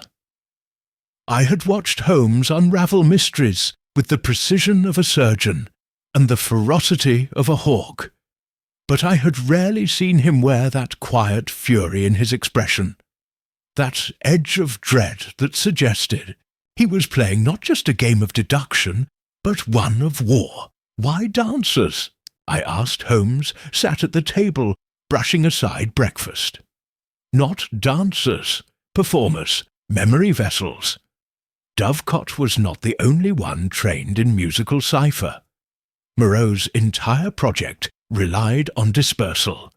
The code was never meant to be kept in one book or one mind. It was scattered into voices, into movements, into rhythm. Beatrice DeWitt likely carried a fragment in the way she moved. He pulled a small slip of parchment from his drawer and began transcribing. "The composer is reconstructing the cipher by reclaiming its living parts. Each death unlocks a sequence. Madeleine Lioré sang the lullaby. DeWitt danced. Who's next? Before I could reply, Mrs. Hudson entered with another telegram. Holmes stood before she even spoke. The paper trembled slightly in her hands. 3 choir boys collapsed at St. Michael's Chapel. Only one survived. All 3 were humming in their sleep. The survivor cannot remember his name. Lestrade Holmes turned pale. "Children," he said. "He's lowered the key." We were at St. Michael's within the hour. The chapel stood. at the edge of Marylebone, its stone worn with age, its stained glass windows glowing with the weak light of a clouded morning. Inside, the scent of candle wax hung heavy over the pews. Lestrade met us by the altar, his hat in his hands, his eyes unusually sombre. They'd finished choir practice an hour earlier, he said. Went to rest in the dormitory upstairs. When the matron checked on them, 2 were gone. The third was seated on the edge of the bed, humming something she couldn't understand. Holmes said nothing. He stepped past Lestrade and ascended the narrow staircase to the boys' quarters. The surviving child, small, pale, his eyes unfocused, sat wrapped in a blanket, under the care of a grey-haired woman with shaking hands. "He who was hasn't said a word since we found him," she whispered. Holmes knelt before the child. "Your name?" he asked softly. The boy blinked. Holmes tried again. "What did you sing?" The boy blinked again. Then he hummed. It was the same melody, but slower, warped. It felt like the same tune Lucille had once hidden within her music box, like a candle seen through fog, familiar and yet wrong. Holmes closed his eyes, matching the pitch, then abruptly stood. The composer's changing the scale. "What do you mean?" I asked. "He's adapting the code to younger minds. More malleable, easier to control. If he can embed the cipher into children—" He didn't finish the thought. He didn't need to. Back at Baker Street, Holmes began cataloguing the 3 deaths, and now one surviving performance, into a timeline. He pinned notations onto the wall beside the fireplace, creating a lattice of names, dates, musical references, and melodic structures. At its centre, a question mark. "What's he building?" I asked. Holmes tapped the paper. "A canon," said, "a musical structure where each voice follows the next, layered, inverted, repeated. These deaths aren't isolated. They are movements. Each participant passes a thread of the melody forward." He pointed to the names. Lucille sang the first verse. Madeline followed. DeWitt danced the harmony. The choir boys carried the echo. And the boy who survived? "An unresolved cadence," Holmes said, "which means—" He stopped mid-sentence, then turned sharply toward the door. "Watson," he said, "how many survivors have there been?" I blinked. 1. "No," he said, moving to his desk. 2. Elias Montrose. He delivered the final bar to us, then vanished. No trace since. He rifled through his files, retrieved Montrose's letter, and laid it beside the boy's hum. "They're the same key," he whispered, "but with Montrose's rhythm and the boy's pitch." "Are you saying the composer is using them to finish a piece?" "No," Holmes said. He looked at me. "I'm saying the composer isn't just killing to reconstruct Moreau's code." He paused, voice barely above a whisper. "He's writing something new." That night Holmes received a parcel, no return address. Inside, a page of musical notation, handwritten and watermarked with the emblem of the Paris Opéra Garnier. It was unsigned, but at the top, in bold script, Partitura Ultima for Holmes. "Partitura Ultima?" I asked. Holmes translated, "The final score." He read the notes in silence, then said, "He's inviting me to hear it performed." I swallowed. "Where?" Holmes turned the page. At the bottom, a line in Latin, "Ubi umbra cantat, ibi veritas perit." Where shadow sings, there truth perishes. He looked up. Watson! He's staging the last performance, and he wants us in the audience. We followed the only clue we had, the watermark. It led us back to Paris, to the Opéra Garnier, where Holmes spoke to a stagehand who owed him a favour from years past. We learned there had been a private booking in the sub-basement theatre, a disused practice hall, scheduled for midnight. A private audience, no official record, no programme. We descended into the underbelly of the theatre just as the city clock struck 12. The hall was silent. A single chair stood in the centre of the chamber. On it, a phonograph. Beside it, a score. Holmes approached first. He lifted the page and read. Then he turned to me, voice quiet. "He's not performing for the world, Watson. He's performing for me." He placed the needle on the phonograph. A voice began to sing. Lucille Moreau, but layered, beneath Madeleine's lullaby, beneath DeWitt's rhythm, beneath Montrose's final bar. The choir boy's pitch threaded through it like a whisper, and then a new voice, male, calm, almost mechanical.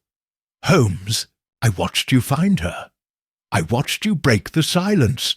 You think you ended it, but you began the reprise. The melody will outlive you. You cannot silence memory, and now you are part of it." The record clicked. Silence returned. Holmes stood, still for several minutes, then turned to me. "Watson, he's not just sending a message anymore." He lifted the page. "This is not music." He pointed to a line of inverted notation. "It's a map. Tue chapter 13. A map written in music. There is a moment, rare and fragile, when the illusion of order collapses, and even the sharpest minds must admit they are no longer following a trail, but chasing a spectre." I watched Holmes in that state now, staring at the sheet music left behind by the composer, brow furrowed not from confusion, but from the unnerving recognition of something he had always feared, brilliance unrestrained by reason. "This isn't a score, Watson," he repeated. "It's cartography. The composer has encoded a location using harmonic interval mapping, using the principles of tonal inversion as directional markers." "Meaning?" I asked, trying to keep pace. He lifted the page. "Each line of this composition correlates to shifts in pitch, but if we treat those shifts as vectors, rather than sounds, up for north, down for south, long rests for distance, it forms a pattern." "A map," I said. "Exactly," he said, "and the end of the final bar ends at a point of dissonance. It lands not in melody, but silence, which means whatever lies at the destination is not meant to be heard." He laid the paper over a blank city map. After a few moments of adjustment, Holmes traced his finger to a point near the outskirts of Paris-Montreuil. "A place forgotten, even by the postal service," Holmes muttered. "Abandoned workshops, derelict music halls, and most importantly, an old bell foundry, once used to cast cathedral bells across Europe. It was shuttered in 1872 after an explosion. Lucille's lyrics," I said aloud. "Where the bell does not ring, the truth cannot echo." Holmes looked up sharply. She was pointing us here all along. The road to Montreuil was narrow and uneven, the late autumn mist curling around the carriage wheels like hungry fingers. We arrived just after sunset. The foundry stood alone on the edge of a ruined quarter, its brick facade blackened by time, its windows long since shattered. A rusted sign above the gate read, La Fonderie de l'Echo Perdu, the foundry of the lost echo. Holmes's hand went to the revolver beneath his coat. I fear, he said, that we are no longer chasing the composer. He stepped forward into the courtyard. I believe we have arrived at his stage. Inside, the foundry was cavernous, dark save for a faint amber glow from a lantern left near the centre of the hall. Enormous bell moulds loomed in the shadows. The walls were scarred with soot, and in the very heart of the space, a circle of chairs had been arranged, 12 in total, each with a phonograph placed atop it, each already spinning. Holmes's breath caught. He stepped into the circle and picked up one of the cylinders. The inscription read M. Liore, another B. DeWitt, a third E. Montrose, and the one at the very centre, S. Holmes. My blood ran cold. The composer had not only anticipated Holmes's involvement, he had written him into the score. Holmes turned to me, face pale. He's created a sonic ledger, 12 voices, each representing a phase of the ciphers, reawakening. I assumed I was the detective in this narrative. I was wrong. He held up the last cylinder. I am the finale. Before I could respond, a voice echoed from above. Mechanical, familiar, not spoken, but sung. It came from a balcony above the foundry floor. 12 seats in silence. 12 ghosts remain. The 12th shall echo the composer's name. In she both turned. A figure emerged from the shadows, cloaked, face masked in black velvet, tall and thin like a metronome brought to life. The composer. He carried no weapon, only a conductor's baton. He raised it. Holmes shouted, "Stop!" But the composer brought it down, and the phonographs began to play. The sound was overwhelming. Voices layered over each other. Lucille's lullaby, Madeline's whispered hum, DeWitt's rhythmic phrasing, Montrose's haunting chant. Each recording spiraled outward, intersecting and repeating in cascading echoes. It was music, but it was more than music. It was code. Holmes staggered backward, grabbing at his ears. "It's a feedback loop," he shouted over the sound. Each cylinder plays a fragment, but together they reassemble the master cipher. I reached to silence one of the phonographs, but it was fused shut, modified to run until the recording's end. Holmes dashed to the centre and began pulling, the wires free of the amplifiers. One by one, the recordings faltered. Then, silence. The composer remained still. Holmes stared up at him. "Why?" he demanded. "Why raise the dead? Why rewrite the code?" The composer did not answer, but his arm lifted again. Holmes raised his revolver. "Step down, now!" But the composer threw something instead, a small music box. It struck the floor and opened. A tune began, only 4 notes, and then, click, smoke.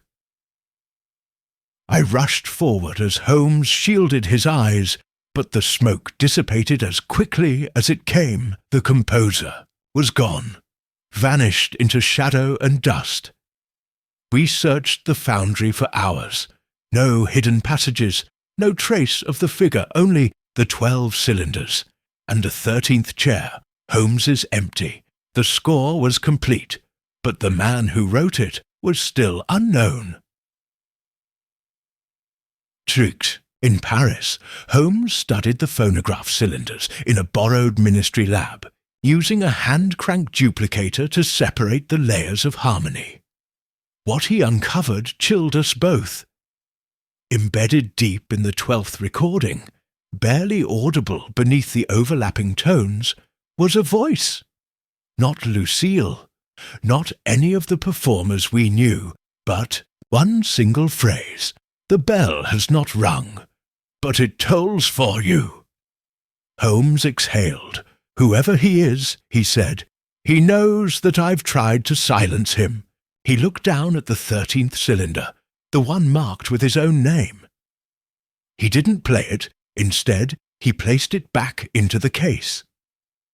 "Some songs," he said, "only play once."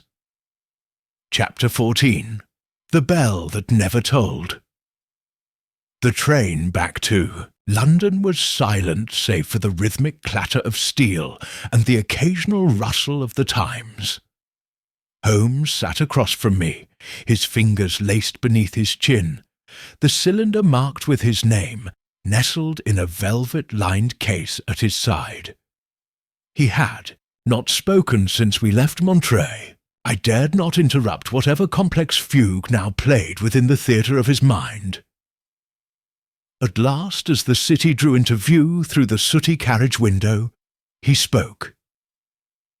"He's writing me into his melody, Watson. Not as an observer, but as a note." "A note?" I echoed. "Yes," Holmes said. "The composer sees me not as opposition, but as part of the composition. A harmonic thread. He anticipates my moves, mirrors my deductions, and weaves me into his performance as though I were his equal. And accomplice. You're saying he wants you to finish his work?" Holmes turned his gaze to the grey skyline. "No, he wants me to understand it." Upon returning to Baker Street, Holmes took every record, every score, every fragment from the Moreau Cipher, along with the 12 cylinders from the foundry, and locked them in the iron strongbox beneath the hearth. Only the 13th cylinder remained atop his desk, unplayed, untouched, until midnight. That hour brought with it a storm. Lightning clawed the sky, and rain slashed against the windows like the fingers of a vengeful god. Holmes stood at the window, unmoving, until the clock struck 12. Then, without a word, he crossed to the phonograph and played it. What we heard was not music. It was architecture, rhythms and harmonies rising like pillars, minor keys folding into major ones, dissonant chords resolving into sudden clarity, then fragmenting again. Beneath it all, a voice, his own voice, Sherlock Holmes, extracted from prior recordings.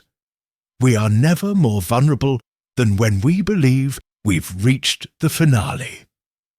The mind forgets that melody is not memory. It is intent, and you, Holmes, are the final intention.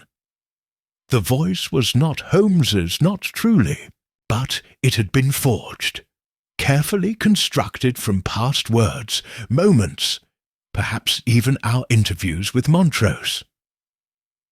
Holmes stared at the spinning cylinder, eyes narrowed, jaw tense.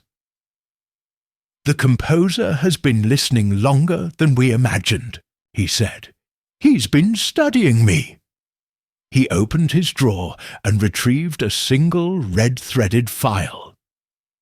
Case 12B, the Anselm Interlude, an unsolved mystery from 3 years prior involving a stolen manuscript and a missing conductor. It remembered it well, a matter Holmes had abruptly abandoned. He placed it beside the cylinder. "I was wrong to dismiss it," he said. "That was the prelude, the composer's first movement." We spent the next day piecing together a timeline, connecting past musical incidents with known cipher echoes, odd suicides among musicians, mysterious disappearances during opera tours, missing original scores from conservatories across Europe. a pattern emerged. They formed a circle, each point representing a shift in key, a modulation in the cipher. At the centre, Durham. An unlikely location, remote, cloaked in pastoral silence, but home to one of the oldest libraries in England, the Durham Cathedral Archive. And there, Holmes believed, lay the composer's original manuscript. The seed, he said, from which all other melodies grew. Durham welcomed us with wind and drizzle. The cathedral loomed above the river where, like a fortress of faith, its bells silent that day, we were greeted by a custodian named Mr. Pelling, a thin man with watery eyes and the nervous energy of someone accustomed to guarding forgotten truths. "You asked for records concerning medieval musicology," he said, leading us through cold, stone corridors to the archive wing. "Specifically," Holmes replied, "anything on tonal symbolism and the oral codex of monastic chants." Pelling blinked. "That's an old inquiry." "You've had another visitor, then?" He nodded. "A few weeks ago, tall man, strange accent. He didn't sign the registry." Holmes turned to me. "He was here." Inside the archive's sealed chamber, Pelling pointed to a locked glass case containing a vellum-bound codex. It was opened to a page of musical notation with red and black numes, early plainchant notation. Holmes studied it for a long moment, then smiled grimly. "Here it is." I leaned over his shoulder. It looked ordinary. Simple chant, lines repeating the word Lucerna, light. But Holmes began humming. The tune matched Lucille's lullaby. "The composer didn't write the cipher," Holmes whispered. "He resurrected it." Back at the inn that night, Holmes pored over his notes by candlelight. He circled 3 words, from the chant again and again: lux, veritas, celere, light, truth, silence. Then he drew a triangle between them, and wrote a single word at the centre crux. "The composer's message," he said slowly, "is a crucifixion." I stared. "Of what?" "Of memory," Holmes said. "He believes truth must be killed to be preserved. And the cipher, when played in full, acts not as revelation, but as burial. Each performance isn't just a message, it's an execution." He looked up at me. "That is why they die. At dawn, the bells of Durham tolled for the first time in weeks." Holmes stood at the window, watching the rain ease into mist. "We've arrived at the threshold," he said. "What threshold?" "The one between remembering and forgetting," he replied. "Between music and silence." He turned to me. "And I fear the composer has already chosen which side he stands on." That afternoon, we received a letter, delivered by hand. No signature, but the paper was folded into thirds, each crease perfectly aligned, each edge pressed with a fingerprint in ash. Holmes opened it. Inside was a single sheet of music, short, only 12 bars, but at the bottom was scrawled a phrase: "When the bell tolls for 12, sing the silence, then vanish." Beneath it, a date: December 12th. A time, midnight. A location, King's Theatre, London. Holmes set the page down, and for the first time since this mystery began, he exhaled with finality. "The composer is inviting us to the encore." Chapter 15. King's Theatre, the Encore of Ghosts.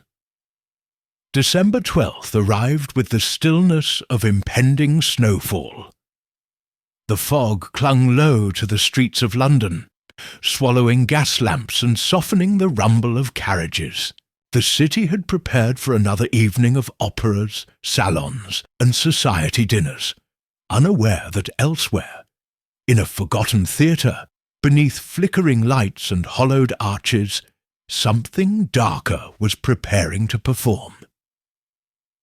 The King's Theatre had stood dormant since a fire gutted its west wing 2 years prior.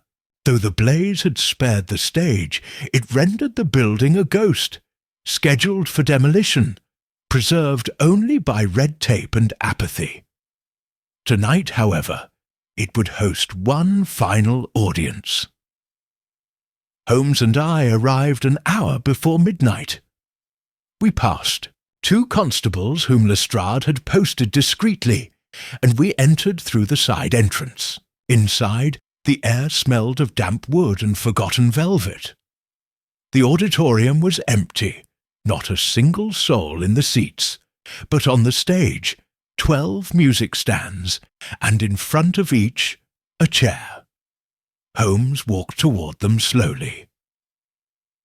"They're not here to perform," he said. "No, they already have." He gestured to the stands. Upon them rested sheets of music, each identical in structure, but marked with different names at the top. Lioré, DeWitt, Montrose, Lucille, and others I recognized only from the coded lists in the Moreau files. Holmes pointed to the centre, the 13th stand. "Blunckpunt waiting. For me," he said. "Will you play it?" I asked. Holmes didn't answer immediately. Instead, he pulled from his coat the final score, the melody sent to us by the composer with the cryptic phrase, "Sing the silence, then vanish." "It's incomplete," Holmes murmured. "There's a missing harmony." He stepped up to the conductor's podium. From a drawer beneath it, he withdrew a sheet. Folded. Prepared. He opened it slowly. It was the final page, titled simply, Requiem de Mémoire. Holmes placed the page upon the central stand. The moment he did, a piano began to play. No one at the keys, no visible movement, just a haunting slow tremolo from deep backstage, echoing out across the theatre. And then came the voice. Male, measured neither, warm nor cruel, but carved from purpose. Thank you for attending. You have followed the echoes, unravelled the threads, chased my shadow through the chambers of silence. But now the melody ends. There must be no encore. Holmes raised his head. You fear what the truth will become if remembered. The voice replied unfazed. I fear what truth becomes when interpreted. Music is pure. Memory is not. I do not wish to be known. I wish to be buried. You, Holmes, insist on remembering. So now, sing. With that final word, the theatre's lights flickered, and the cylinder players ignited, hidden within the seats. The recordings of each fallen performer began to hum in overlapping succession. Lucille's lullaby, Montrose's spoken verse. Beatrice, DeWitt's rhythm. Each voice took its place, perfectly timed, a chorale of the dead. Holmes listened closely, his brow furrowing. They are repeating the same theme. But there's a hole, a missing bar. He grabbed the score again, humming along, testing, measuring, and then he found it. The composer left a gap, he whispered, one silence in the harmony. Why? To be filled, Holmes said. He turned to me. Watson, I must add the 13th voice. My eyes widened. You mean? He moved to the piano, where an ancient recording device had been mounted. He placed a blank cylinder onto the recorder. This is the final movement. If I do not complete it, he will find another. I tried to stop him, but he raised a hand and began to speak. His voice was steady, clean, not poetic, not melodic, but methodical. My name is Sherlock Holmes. This is not a melody. It is a cage, a lattice of voices forged to hold something once thought too dangerous to forget.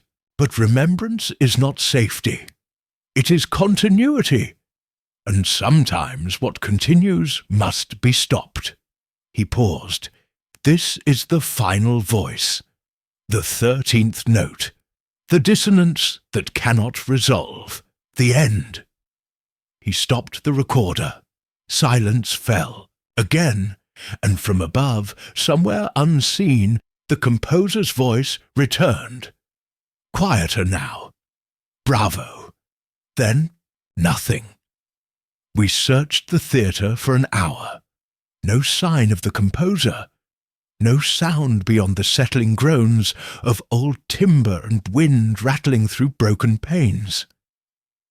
But in the lobby, just before we left, we found one final message, etched into the dust, upon a mirror. When silence sings, remember who conducted it. Holmes stood still, then wiped it clean with his sleeve. No, he said quietly. I think it's time we let this tune end. Back at Baker Street, Holmes took the 13th cylinder, the one he had just recorded, and placed it into the iron strongbox beneath the hearth with the others. Then he locked it, melted wax over the seam, and said, let it rest. A week passed, then another. No deaths, no lullabies, no more coded letters in the post. Holmes resumed his old habits, morning walks through Hyde Park, violin compositions at dusk, and a renewed appetite for simpler mysteries. A stolen brooch, oh, cheating husband, an unusually clever parrot. But one evening, as we sat beside the fire, he said something I'll never forget. It was never about music, Watson. It was about memory. Who owns it? Who controls it? Who decides what is passed down and what is buried? He took a long breath. And perhaps the composer was right in a way. There are truths so sharp, they should be dulled by time. I leaned back in my chair. And yet you sang. He gave a thin smile. I had to. Chapter 16. The silence that wasn't. It was 3 weeks after the final performance at the King's Theatre when I first noticed the change in Holmes. Not in speech. He remained brisk, precise, and occasionally insufferable. Not in appearance. His wardrobe still bore the signs of someone who dressed for efficiency rather than vanity. But in movement, in manner, in how he paced the floor with slightly more weight to his steps, as though his mind no longer floated, 2 beats ahead of his body, and most tellingly, he stopped playing the violin. He dusted it daily, tuned it with care, but he never drew the bow across the strings. It is not silence, he said when I asked. It is rest. A musical term. A pause between thoughts. But I suspected otherwise. For even in rest, a melody lingers. The winter of 1891 turned bitter. Snow blanketed Baker Street by late December, and fog clung low to the chimneys like a mourner's veil.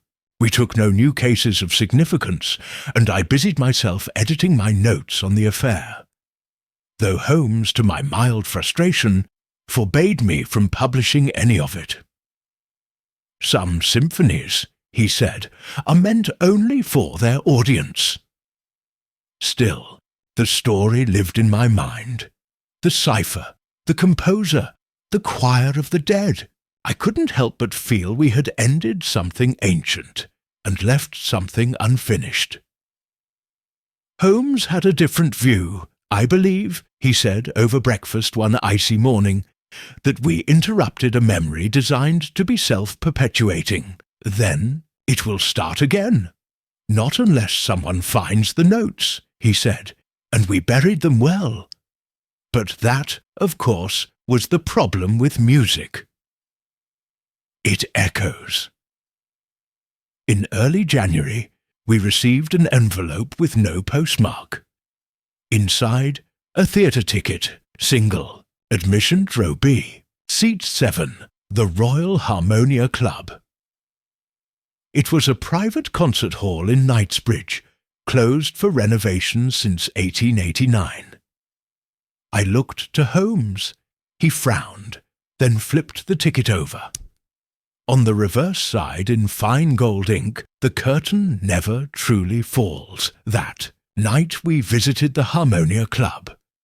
The hall had indeed been locked for years, its facade weather-stained and boarded in places, but the door gave way easily, and within the air smelled faintly of wax and mildew.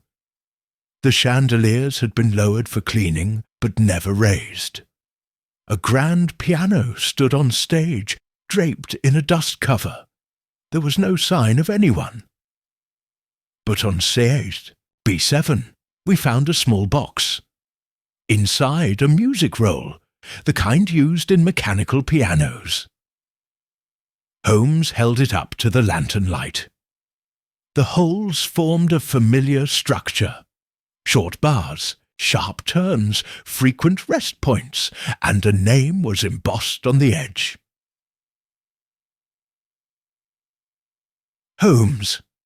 Reprise. I thought it was over, I murmured. So did I, Holmes said. He rolled the scroll and tucked it into his coat. Let's go. Back at Baker Street, we tested the roll in Holmes's personal automaton piano, a device he'd once used to reconstruct a Chopin fugue from a torn page. He set the scroll, turned the crank, and waited. The tune that emerged was unlike any we had heard. Not a cipher, not a requiem, but something new. An invitation, a melody composed in Holmes's own style, angular, deliberate, logical. It even echoed his habit of alternating fast and slow movement mid-phrase, just as he did when pacing. This is my method, he whispered. Someone is composing as me. But how? Not how, Holmes said. Why? The next morning, Holmes travelled to Mycroft's offices. He returned tight-lipped and visibly disturbed. Mycroft confirmed something I feared, he said. An intelligence cell within the A's Foreign Office intercepted a sound recording, one used as part of a diplomatic cipher test. From whom? That's the problem, he said. The voice on the recording was mine. I stared. But I never recorded anything for the government, he said. But the voice used phrases I spoke during the King's Theatre affair, which means someone has access to the 13th cylinder. The one Holmes recorded, the only cylinder never meant to be played publicly. Then the composer shook his head. No, the composer has not returned. He looked at me, solemn. He has a successor.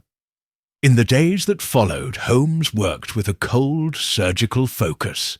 He compiled lists of known associates of the composer, traced bank transactions used to lease the King's Theatre, and cross-referenced sound engineers known to have worked in underground music halls.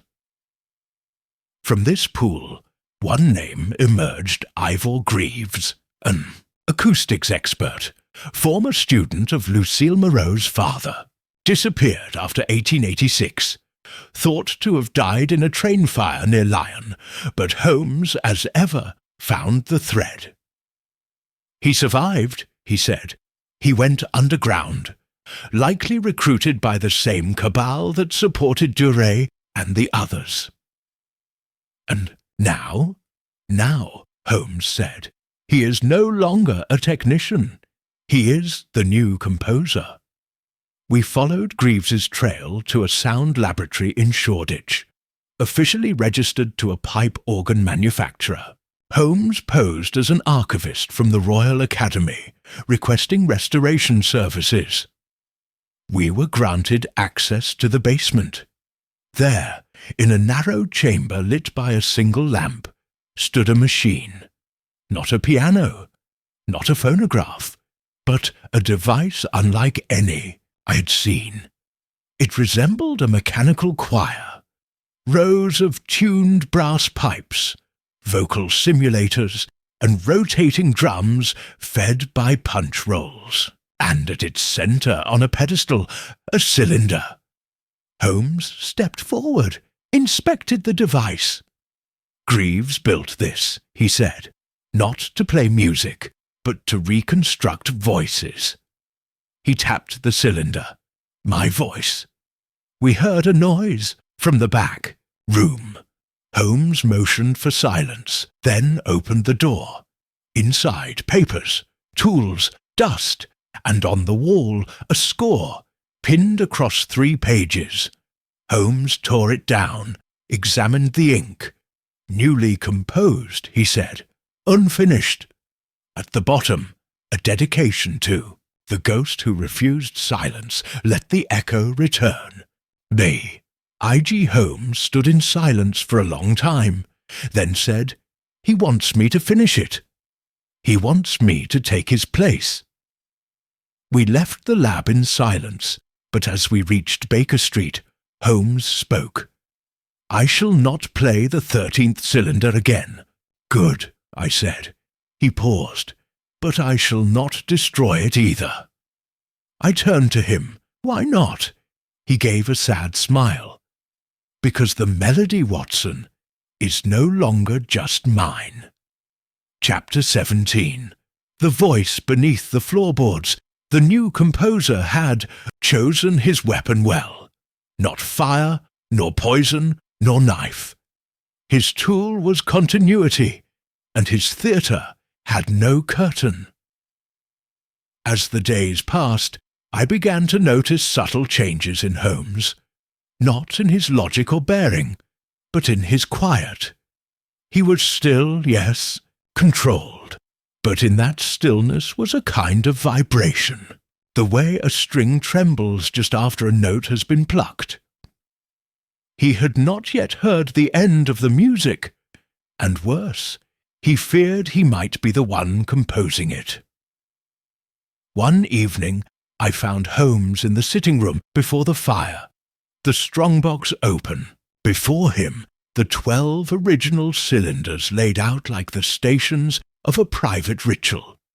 Only one remained untouched, the 13th, his. You said you wouldn't play it again. I reminded him softly. I won't, he said, but I must understand how it's still playing. He held up the cylinder, eyes narrowed. This is not just a recording. It is a key. I sat down beside him. Then Greaves never needed to imitate you. He only needed to amplify you. Holmes nodded. He copied the voice, yes, but more than that. He replicated the pattern of thought. Greaves doesn't want to become the next composer.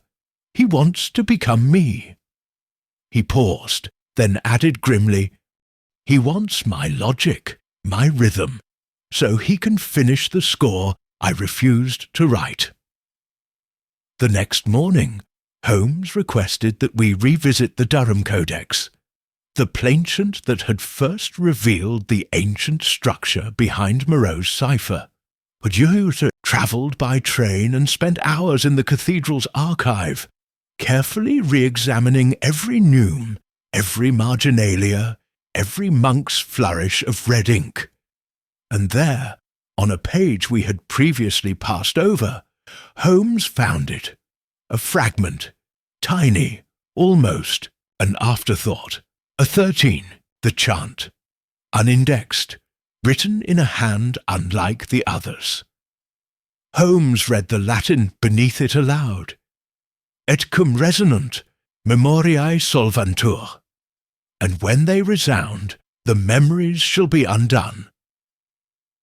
He turned to me, breath-catching. This wasn't a preservation tool, he said. The original cipher was a purge, a musical oubliette. I frowned.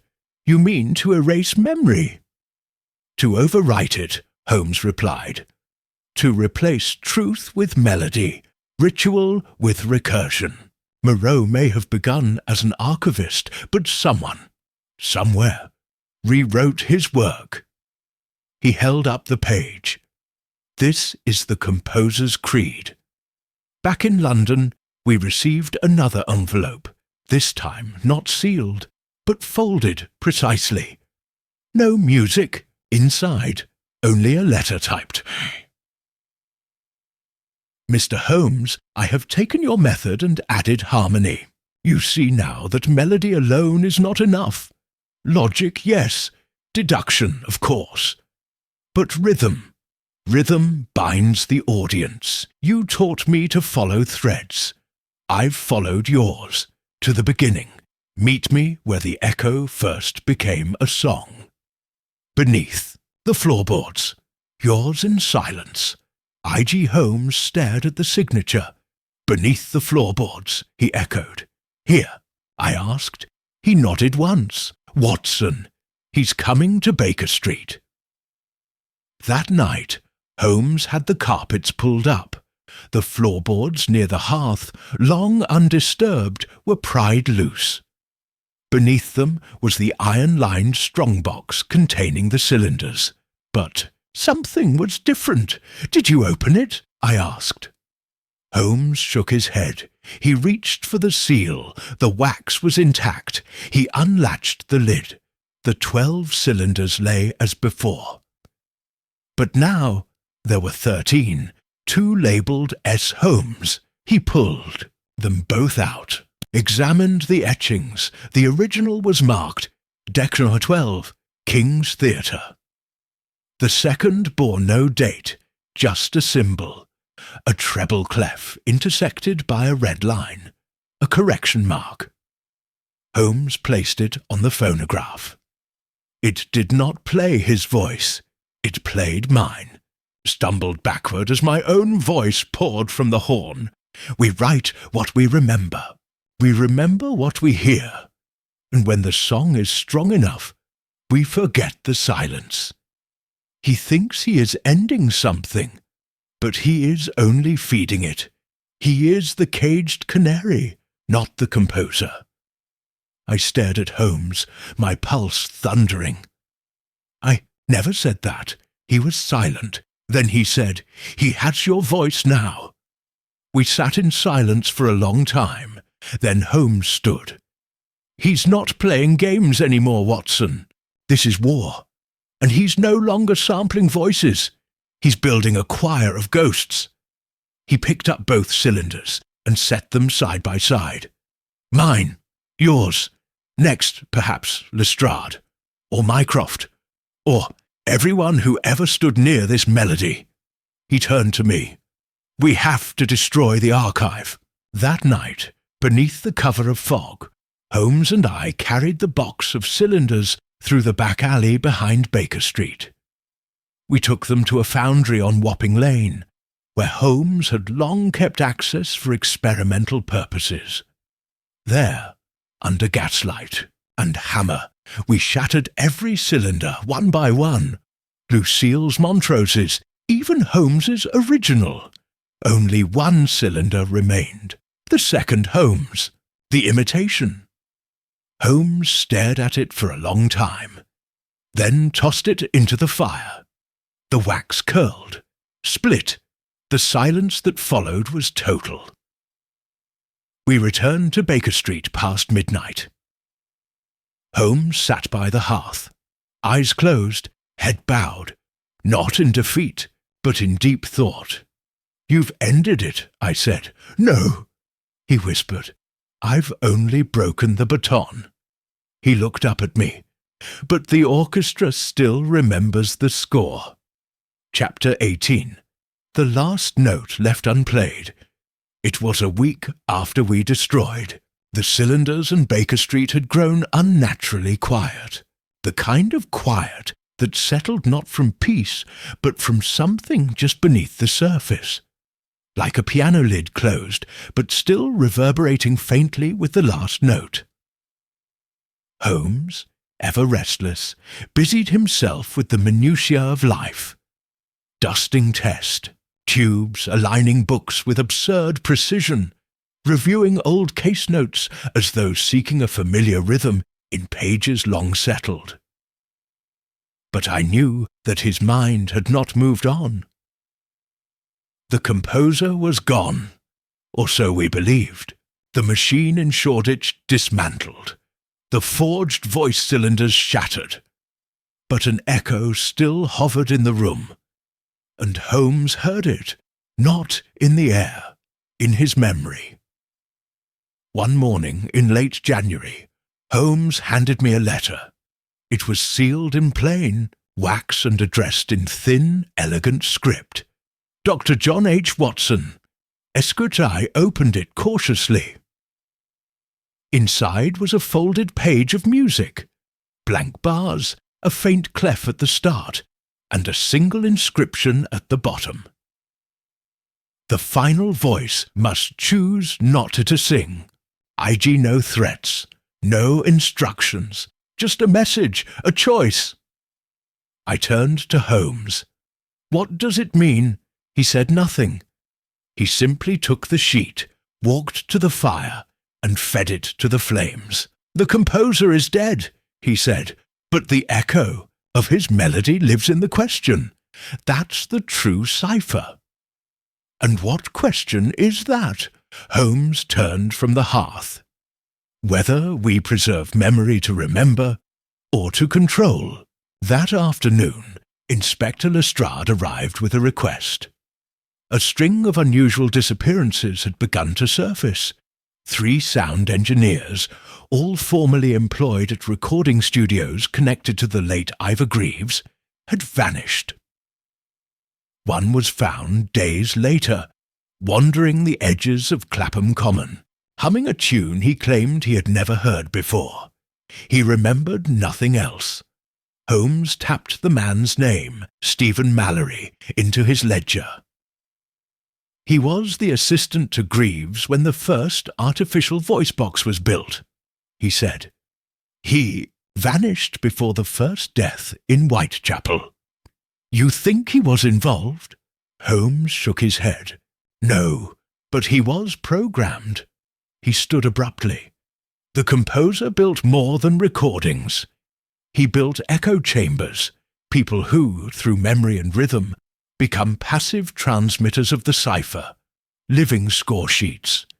Even after his death, the melody may survive through them." I stared. "Then this isn't over." "No," Holmes said, "but we are done." That night he packed away every note, every ciphered bar, every page that bore the composer's influence. He sealed them in a crate, marked it with the Roman numeral 9, and delivered it personally to the British Museum, under the agreement that it would remain sealed until the year 2000. "Let the next century decide whether it is brave enough to open it," he said, and with that the music was buried, or so we believed. On the final day of January, I woke to the sound of Holmes playing the violin, a simple piece, melancholy, no hidden key, no code, just music. When he finished, I approached, quietly. "You found peace?" He smiled faintly. "No, but I have found the end of the performance." He looked toward the window. "The composer gave us something terrible. But he also reminded us of something vital." "What's that?" "That silence is not the absence of meaning," Holmes said. it is often its most honest form. And so life resumed. The case was never recorded in the official police ledgers. The name of Ivor Greaves vanished once more. The King's Theatre was demolished and replaced by an insurance office. The choir boys from St. Michael's grew up never fully recalling their dreams. The only memory that remained was ours. And that, Holmes insisted, was enough. Years later, long after Holmes had retired to his Sussex cottage and the world had forgotten his greatest cases, I received a parcel in the post. Inside, a phonograph cylinder, unmarked. I hesitated for hours before playing it. When I did, I heard only one sound, Holmes's voice.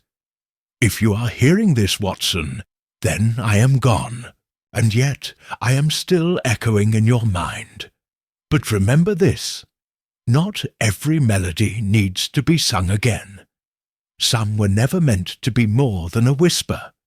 Close the box, let the canary sleep." The cylinder ended.